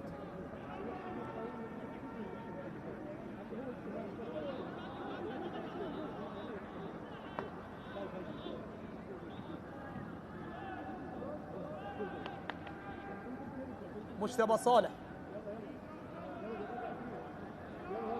هذه الكرة الماضية التي تعرض على إثرها اللاعب مجتبى صالح للإصابة.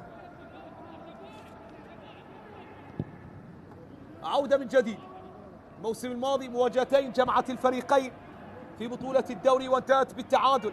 المرحلة الأولى التعادل السلبي في ملعب شرار حيدر، وفي المرحلة الثانية وفي ثاني المباريات في الجولة 27 في هذا الملعب على هذا الملعب انتهت بالتعادل. المباراة بتعادل 1-1، سجل للقاسم الحارث حاتم وسجل للكرخ اللاعب يونس غني.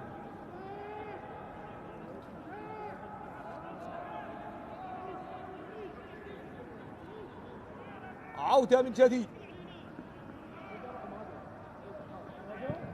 لمصلحة الحارس علي جاسم، أوصلها في وسط الملعب من جديد عن طريق سيسكو، يحاول يتقدم سيسكو من جديد، يقاتل في الكرة الماضية، ولكن عملية الاستعادة والتمرير لفائدة نادي القاسم من جديد عن طريق سيف الدين، وصلها لحسين جبار.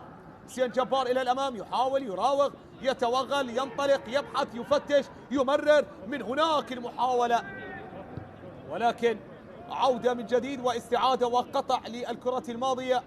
يونس غني سجل في الموسم الماضي في آخر مباراة جمعت الفريقين في الموسم الماضي. عودة على اليسار، تقدم مجتبى صالح، مجتبى يحاول يمرر لحسين زياد، يحاول مجتبى من جديد ولكن عائد من التسلل، حالة تسلل على اللاعب مجتبى صالح فيما يخص الكرة الماضية.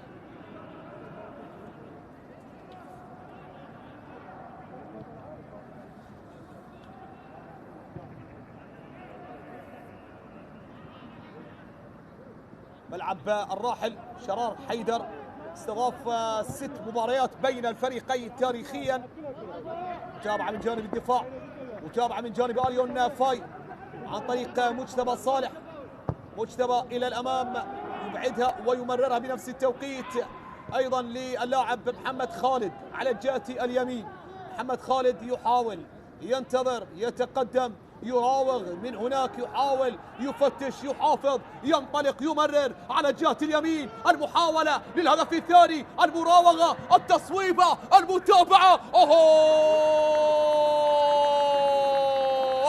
وفي النيران الصديقة ينهيها اللاعب إليسو بهدف ثاني لمصلحة الكرخ، الهدف الثاني للكناري، الهدف الثاني لمصلحة الأصفر، وبمجهود فردي انطلق من هناك في وسط الميدان حسين زياد، ومن هناك أنهاها محمد خالد كوفي، يراوغ ويمرر نعم ويسدد، ومن هناك يكتب الهدف الثاني. ولكن حدثني عن انطلاقة يونس في وسط الميدان، محاولة يونس نعم في وسط الملعب، وفي النهاية التصويبة باشتراك نعم ومساعدة من إليسو أسكنها في شباك فريق نادي القاسم لتعلن عن ثاني الأهداف لمصلحة نادي الكرخ. في هذه اللحظات اصطدمت بسيف الدين ظاهر والقائم ودخلت واقتحمت، تعاند الكرة الماضية فريق نادي القاسم لتعمق من جراحات هذا الفريق بهدف ثاني في هذه اللحظات. هدف ثاني في هذه اللحظات لصالح نادي القاسم، نادي الكرخ في مرمى القاسم. عودة في وسط الميدان، إليسو محاولة مستمرة،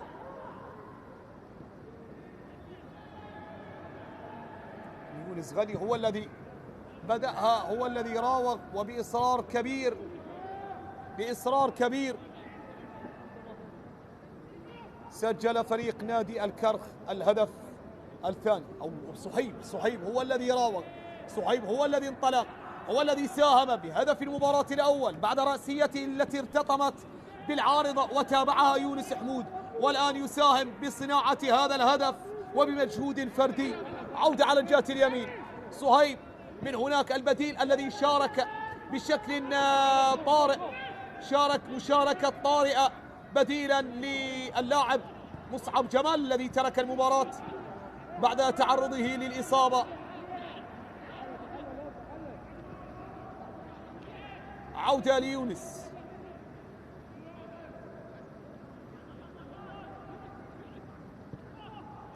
نقلة على جهة اليسار، محمد خالد يتقدم على اليسار، محمد خالد يمرر محاولة المرور ولكن متابعة حاضرة من جانب الدفاع، متابعة حاضرة من جانب الدفاع. عودة من جديد، أكبر النتائج التي حققها فريق نادي الكرخ بنتيجة 2-1 مرتين، 2-1 حقق الانتصار بهذه النتيجة مرتين تكررت، وهذه أكبر النتيجة إذا حدثت. نتيجة 2-0 في 20 دقيقة متبقية من هناك، محاولة عن طريق يونس، المرور، التقدم، التصويبة، المتابعة، خطيرة، جول الله الله الله الله، ويأتي الدور على صهيب للتسجيل، ساهم وصنع وبادر بتسجيل الثنائية. الآن يأتي الدور عليه لإسكان الكرة في الشباك، لتسجيل الهدف، لمشاركة زملائه بتسجيل الأهداف، نعم ليحمل على عاتقه مسؤولية الانتصار، تحقيق هذا الفوز بلا شك، نعم هو نجم اللقاء بمساهمته بإبداعه بتألقه في هذه المباراة. شارك نعم كبديل طارئ بديلا لمصعب جمال، وإذا بمشاركته تكون سببا وسبيلا لتحقيق هذا الانتصار، لتحقيق وتسجيل حتى هذه الأهداف. صنع وساهم بهدفين، والآن يسجل الهدف الثالث اللاعب مصعب نعم أو اللاعب صهيب رعد الذي يعود ويسجل الآن بكرة ارتدت نعم من الدفاعات وعادت ليضعها على يسار الحارس علي جاسم في هذه اللحظات. هدف ثالث لنادي الكرخ، وهي أكبر نتيجة حتى الآن سجلها نادي الكرخ في تاريخ الانتصارات الثلاث التي أو الانتصارات الذي حققها فريق نادي الكرخ، الانتصارات الأربع.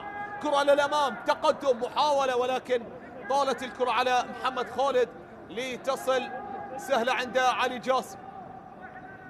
تمرير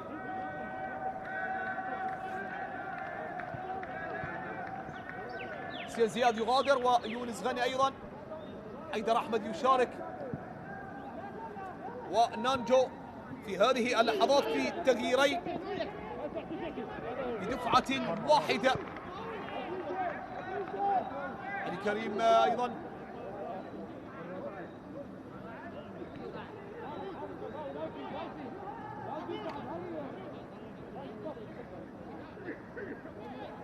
تغييرين بدفعة واحدة. حيدر أحمد يشارك رفقة مامادو سورو.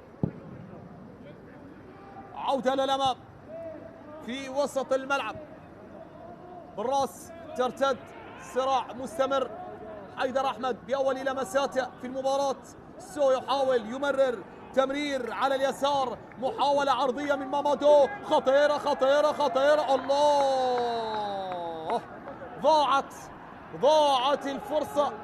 ضاعت الفرصة على اللاعب صهيب رعد نجم اللقاء حتى الآن، بأداء مميز، بأداء رائع، بمساهمته الكبيرة في تحقيق هذا الانتصار.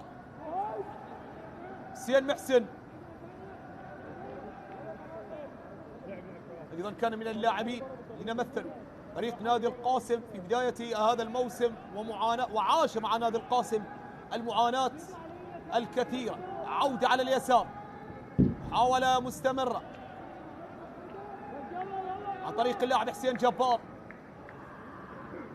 هناك مدرب حيدر عبودي الذي يعاني من هناك محاولة على اليمين لفريق نادي القاسم، يحاول يتقدم سيف حاتم، يمررها، محاولة للمرور للعبور، السقوط في الكرة الماضية، ومن هناك إلى ضربة ركنية. تحولت الكرة الماضية، حصل على ضربة ركنية.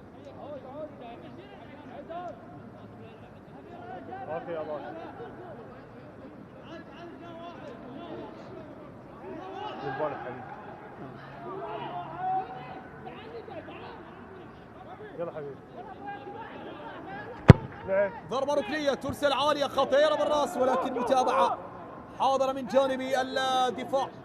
عودة إلى الأمام، تصل من جديد محمد خالد، يمررها محمد خالد لحيدر أحمد.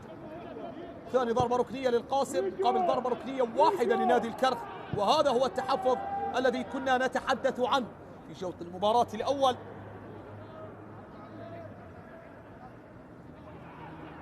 مصطفى رميض، تمرير لصهيب، محمد خالد من جديد، مصطفى رميض يحاول يتقدم، عرضية ولكن تصد بالدفاع وتتحول إلى حالة تسلل كانت في الكرة الماضية على اللاعب مصطفى رميض، والعودة من جديد إلى ضربة مخالفة. سيف الدين ظاهر يغادر، سيف الدين ظاهر. تستمر التغييرات من جانب المدرب حيدر عبودي.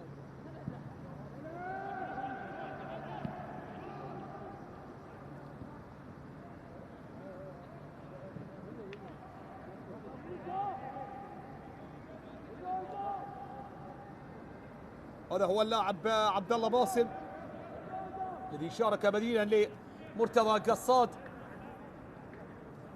فريق نادي الكرخ في هذا الموسم. تقدم بالنتيجة 12 مرة، حقق الانتصار في 8 مباريات و4 تعادلات، ومن هناك متابعة في الكرة الماضية.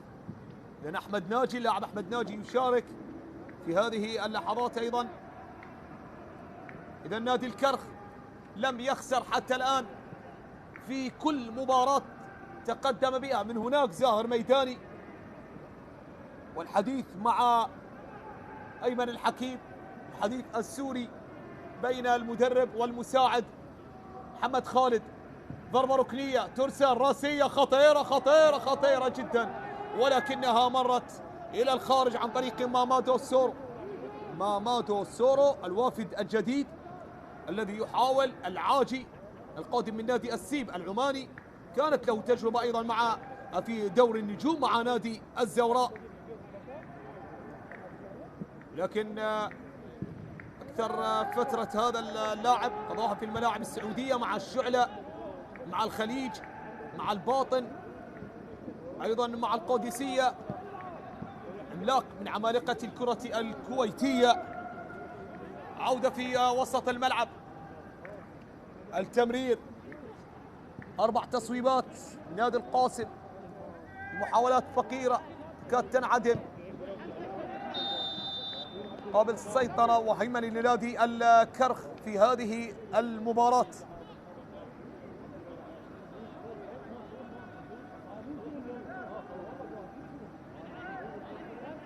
نادي القاسم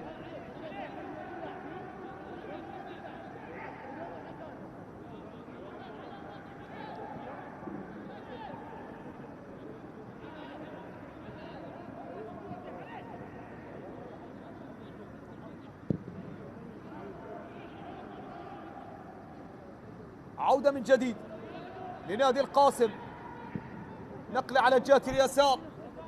الموسم الأول الفعلي بعد المواسم التي ألغيت منذ وصول نادي القاسم إلى دوري النجوم كان موسم 2021 الذي أنهى بالمركز الخامس عشر. عودة من جديد محمد خالد، محمد خالد كوفي يتقدم، محمد خالد يمرر يحضرها للاعب حيدر أحمد الذي يصوب إلى الخارج. نعم، أول مواسم الفعلية التي لعبها فريق نادي القاسم موسم 2021 انهى بالمركز، انهى الموسم انذاك بالمركز الخامس عشر، بعدها موسم 21-22 بالمركز السادس عشر، ثم المركز السابع عشر مرتين على توالي موسم 23-24. نعم، حتى الموسم الماضي عندما حصد المركز العاشر 52 نقطة، وأكبر رصيد من النقاط يحصدها فريق نادي القاسم. تمرير إلى الأمام، متابعة من جانب الدفاع، عودة لنادي القاسم، تمريرات وعودة في وسط الملعب، تقدم إلى الأمام، نقلة على الجهة اليمين، مراوغة ومرور وتقدم وعبور، متابعة من جانب الدفاع في وسط الملعب، تقدم إلى الأمام.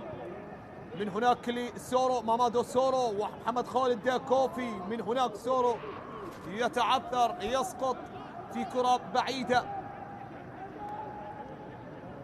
يصل قبل الكرة لاعب مامادو سورو. عودة للأمام، نقلة على جهة اليسار، تحولت إلى خارج أرضية الملعب إلى رمية أو ضربة مرمى. نادي الكرخ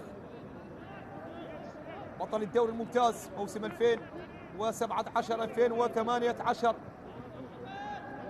لما تصدر مجموعته الثانية ب15 نقطة، 5 انتصارات، فاز على جميع منافسيه في المجموعة، على الصناعة، على عفق، على برايتي، الناصرية، الرمادي.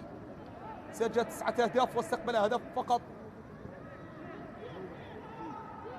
وتأهل رفقة نادي أربيل. عودة على اليسار، متابعة من جانب الدفاع، عودة عن طريق عبد الله باسم، عبد الله باسم، عبد الله من هناك، عرضية، متابعة من جانب الدفاع، تصل من جديد المحاولة والتمرير والتقدم على الجهة اليمنى، ولكن يفتقدها الوافد الجديد إلى المباراة.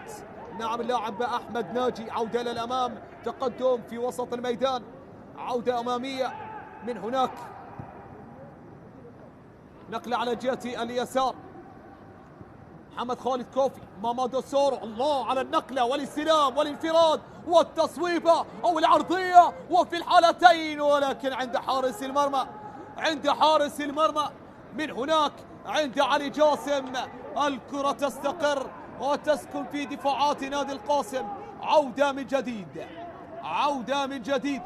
فرانك سيدريك يتقدم، يحاول الكاميروني في 10 دقائق أخيرة متبقية على نهاية المباراة، على نهاية الشوط الثاني، على نهاية هذه المباراة. فريق نادي القاسم الذي يواصل نزيف النقاط، يواصل المعاناة في فترة صعبة جدا يعيشها هذا الفريق ممثل محافظة بابل، الفريق الذي أرفد المنتخبات والأندية الجماهيرية بالمواهب والأسماء واللاعبين الذين تواهجوا وتألقوا. هذه الفرصة الضائعة الماضية والاعتراض من الدفاع وحارس المرمى لمامادو سورو وللاعب محمد خالد كوفي.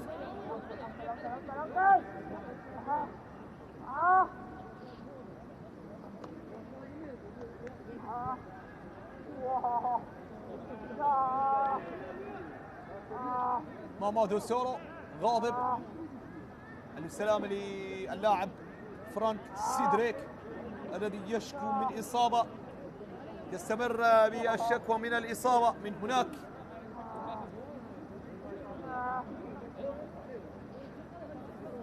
نادي الكرخ بطل الكأس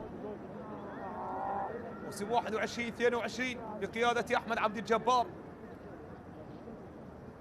عندما انتصر على الكهرباء 2-1 عن طريق حسن عبد الكريم وجعفر عبيس.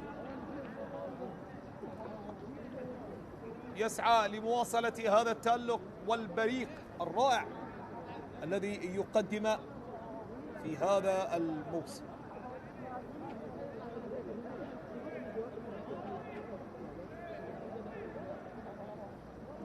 الآن يسقط أرضا لاعب فرانك سيدريك، أخطر لاعبي فريق نادي القاسم في هذا اللقاء، يشكو من إصابة حتى الآن. نادي الكرخ أنهى الموسم الماضي 15 بالمركز ال15، 46 نقطة. تغيير في هذه اللحظات، محمد خالد يغادر نعم من نجوم اللقاء، من المساهمين. نعم هذا الهدف الثاني الذي سجله طبعا أو ساهم من خلاله، ولكن تم احتسابه بأنه هدف عكسي سجله اللاعب إليسو في هذا اللقاء.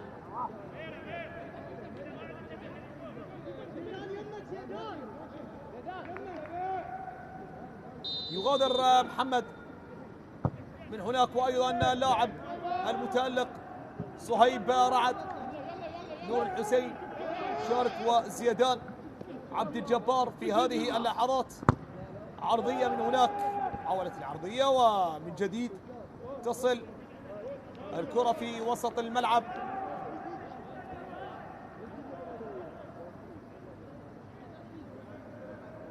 سيان جبار، مجتبى صالح، سيان محسن، تمرير إلى الأمام، وصلت تقدم ولكن سهلة عند حارس المرمى، تستقر الكرة. نادي القاسم سجل 4 أهداف في آخر ربع ساعة، وهي أغلب أهداف في آخر ربع ساعة. كرة إلى الأمام، نقلة على اليمين، وصلت الكرة، محاولة لصالح نادي القاسم، محاولة المرور والعبور ولكن لم يتمكن من المرور. عودة واستعادة من جانب زيدان عبد الجبار، تقدم في وسط الملعب، محاولة عن طريق مامادو سورو، مامادو إلى الأمام يلعبها ولكن يفتقد استعادة من جانب عناصر فريق نادي القاسم إلى الأمام على اليسار. التقدم، العودة من جديد من جانب عناصر فريق نادي القاسم، ترسل على الجهة اليمنى. كنترول من جانب سيدريك الذي يشكو من إصابة وهو يتألم، ولكن يستمر بالمسير وحاله كحال فريق نادي القاسم الذي يتألم ويواصل نزيف النقاط، ولكنه يواصل من أجل تاريخه، من أجل ما قدمه في السنوات الماضية، من أجل الجمهور الذي يتواجد خلفه ممثلا لمحافظة بابل. نعم، كالأسد الجريح فريق نادي القاسم يواصل نزيف الجراحات والدماء والنقاط، ويستمر حتى الآن حاله كحال فرانك سيدريك الذي يتألم وهو يلعب. عودة من جديد، زيدان يحاول يتقدم، يمرر، يفتقدها. عودة من جديد، قطع للكرة فرانك سيدريك. فرانك من جديد وتمرير للأمام من جانب اللاعب حسين جبار. حسين يعود، حسين يمرر، نقلات لأحمد ناجي وفرانك سيدريك على جهة اليسار، متابعة من جانب الدفاع، تقدم إلى الأمام، نقلة على اليسار، عملية الاستلام، تمريرة، ولكن أحمد ناجي والمتابعة للكرة الماضية أيضا من جانب الحارس علي جاسم وصلها حسين جبار إلى الأمام. حسين جبار يمررها على الجهة اليمين، محاولة التقدم، ولكن حسين محسن أقرب وأكثر متابعة للكرة الماضية. عودة من جديد في وسط الملعب، تقدم إلى الأمام من جديد. إليسو ينقلها على الجهة اليسار. عودة لمصلحة نادي القاسم. مباراة نادي القاسم القادمة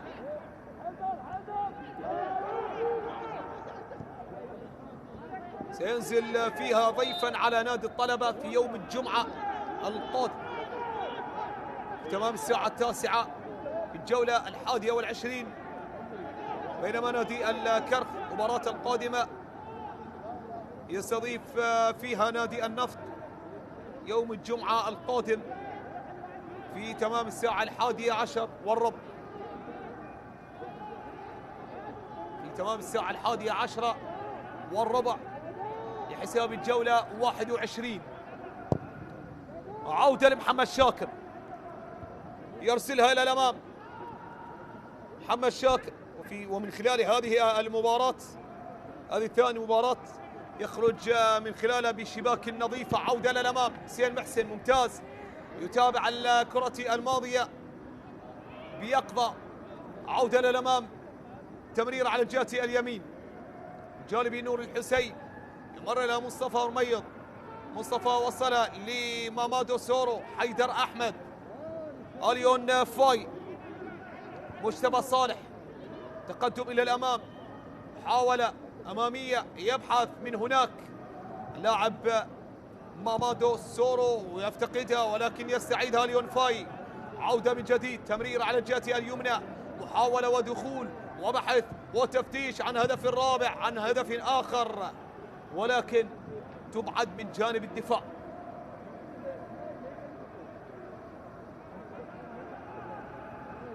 رمية جانبية، حيدر أحمد، الدقيقة الأخيرة من الوقت الأصلي. عودة في وسط الملعب، عودة من جديد،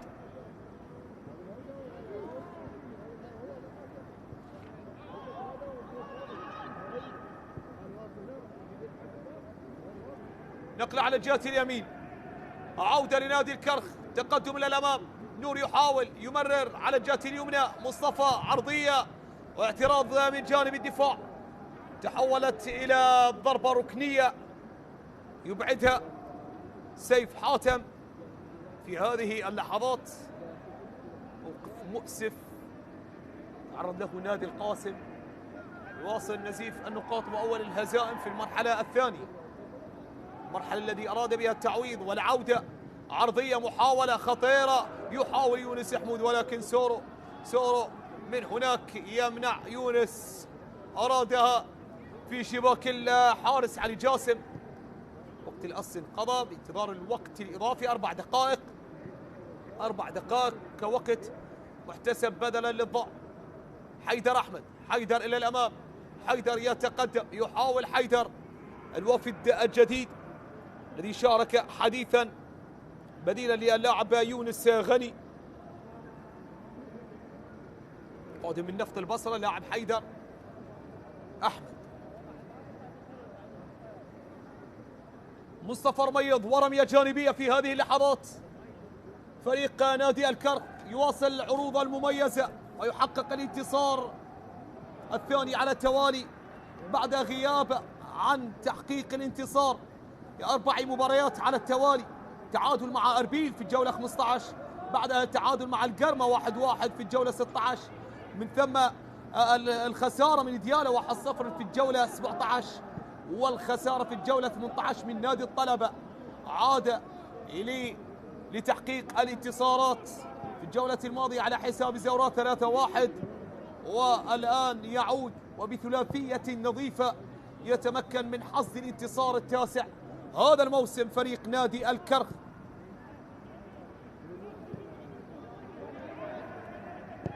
سيان محسن إلى الأمام، حيدر أحمد يفتقدها، ولكن اليون فاي يصلح الأمور ويتابع الكرة الماضية. عودة من جديد في وسط الملعب لمصلحة عناصر فريق نادي الكرخ.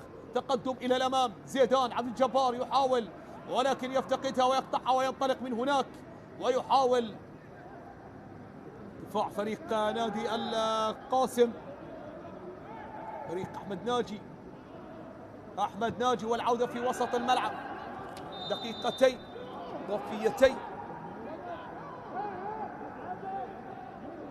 قضت ومرت من الوقت الإضافي. عودة للأمام، عودة من جديد عن طريق حسين جبار. حسين جبار يتقدم، نقل على الجهة اليسار، تقدم لمصلحة فريق نادي القاسم في وسط الملعب. عودة إليسو يمرر على الجهة اليمين اتجاه أحمد ناجي. أحمد يحاول يمرر في وسط الملعب. إليسو وحسين جبار والنقلات المستمرة والتفتيش عن الهدف الأول لفريق نادي القاسم في هذا اللقاء. عودة من هناك، قاتل يحاول اللاعب حسين جبار.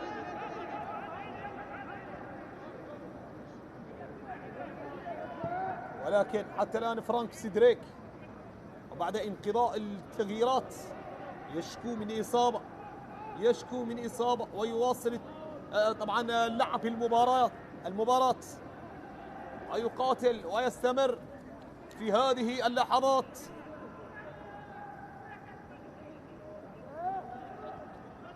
تقدم في وسط الملعب إلى الأمام